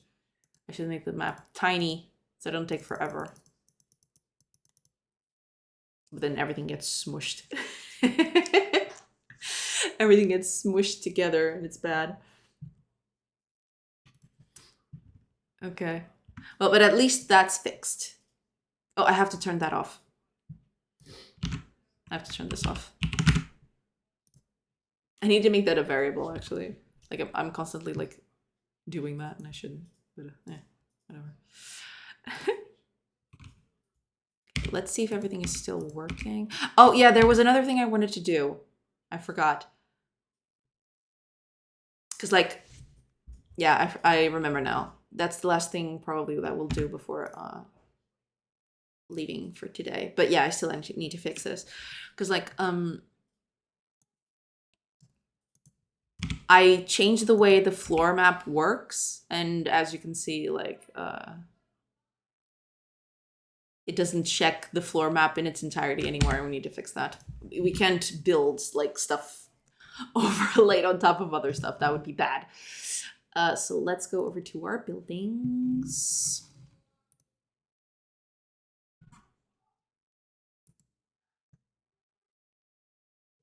And it's not the template, it's actually the instance, I think.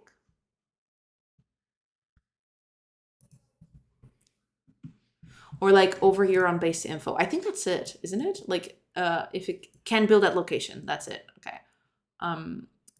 Here we go. Building info overlaps with, there we go. We need to change this.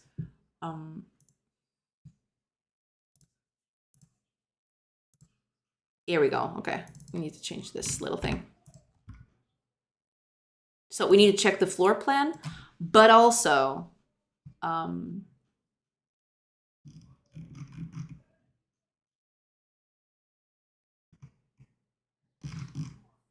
I'm actually copying code, aren't I?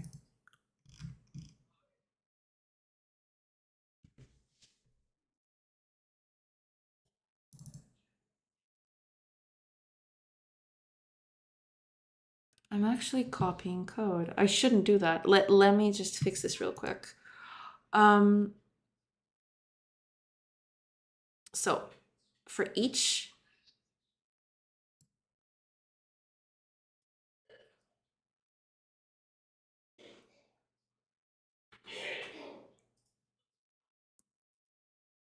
yeah, because we get the occupied cells and the position.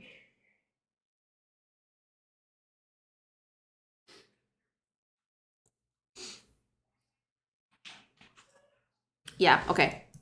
Should be easy enough to fix. So for each occupied cell for the other building, right? The current other position is going to be this.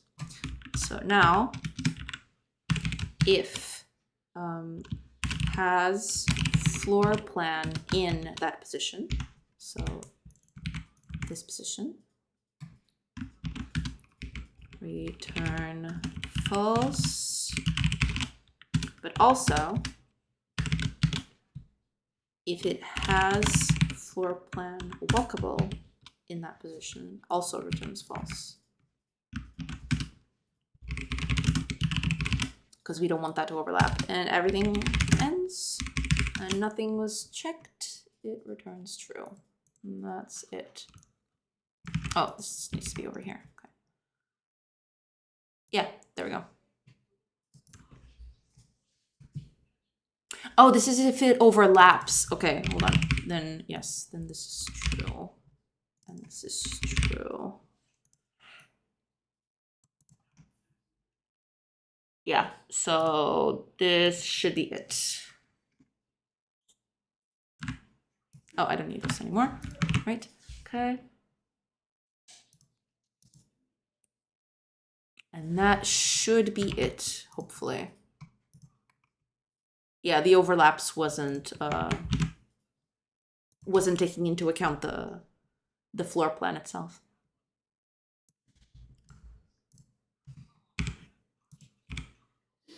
It's still not. Did I save? That's always the question, isn't it?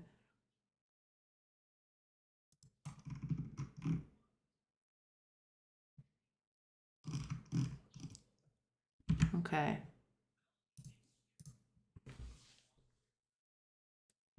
Let's see.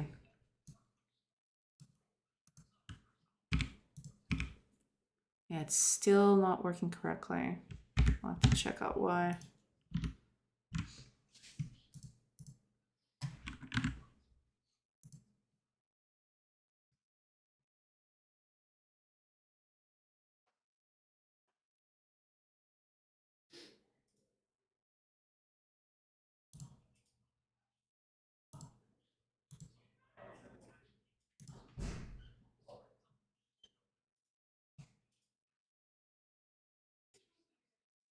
Because this is correct, right?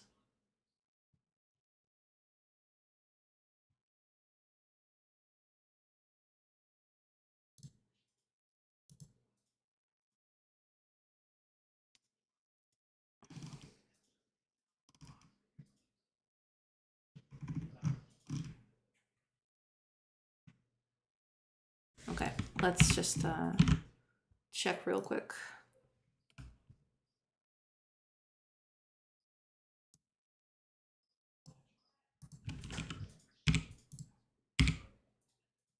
Oh, I'm not debugging it. Never mind.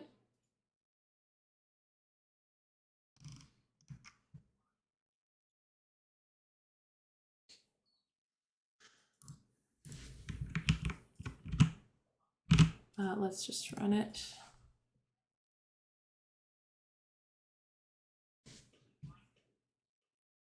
Okay.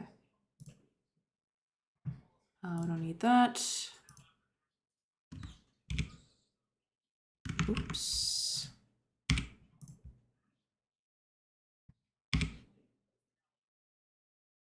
Huh. It's never triggering for some reason.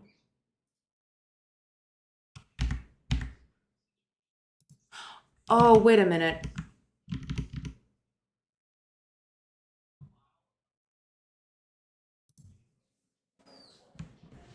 Give me a sec.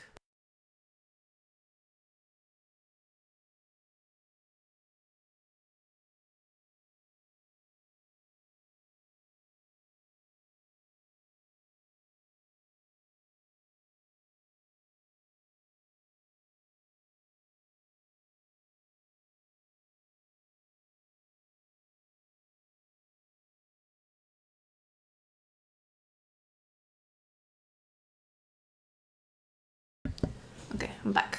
Sorry. I have to end it in a bit, but I really wanted to fix this if I could, but we'll see.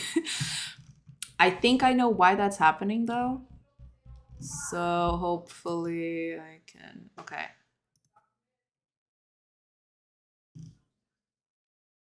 Because this is being called when I'm building, correct? Can build at location, yes. Oh, and also,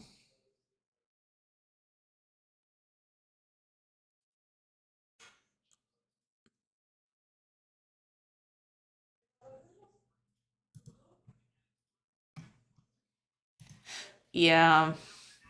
Okay, this is gonna need a little bit more than I thought. Like, I'm checking this a little over much, but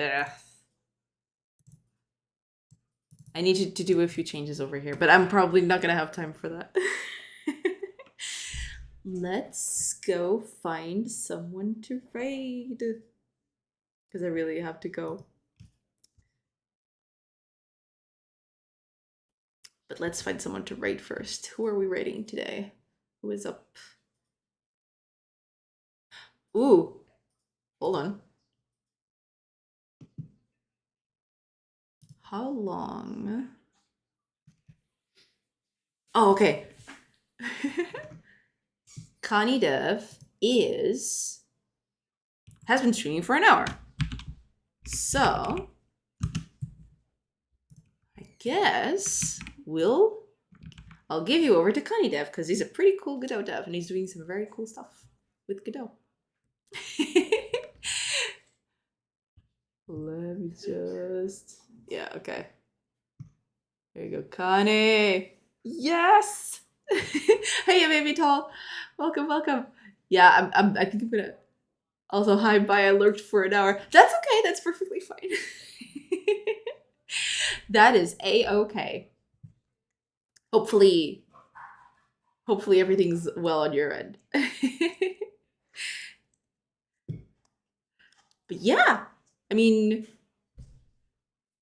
I guess I'll just turn you over to Connie. Just doing chores? Yeah, I feel you. Usually I save Monday for chores. But yeah, sometimes I can't avoid it, doing it over in the middle of the week. So I definitely feel you there. Cool to see progress on the game. Thank you. I'm glad you like it. Okay, I guess that's it, everybody. We're gonna... I wish I could have solved this little thing, but it's fine. Like, shouldn't be too much. But yeah, tomorrow we'll be here, same time as always, doing our thing, keeping on seeing if this goes anywhere. It's actually doing some good progress. So, you know, I'm actually kind of excited to put this on the hands of people so they can destroy it with extreme prejudice. All right, I'm going to send you over to Cuddy. Thank you so much, everybody. Thank you so much for being here. I hope you have a great rest of your day. And yeah, hopefully I'll see you all tomorrow. Same time, same place, same as always. Yeah. All of the things. So thank you so much, everybody. Have a great rest of your day. Thank you. Rod Horse Kid, Maybe Tall, Captain Fubar, everyone else that's around here. Thank you so much. Yeah, let's go raid Connie. All right, 3, 2, 1, raid time.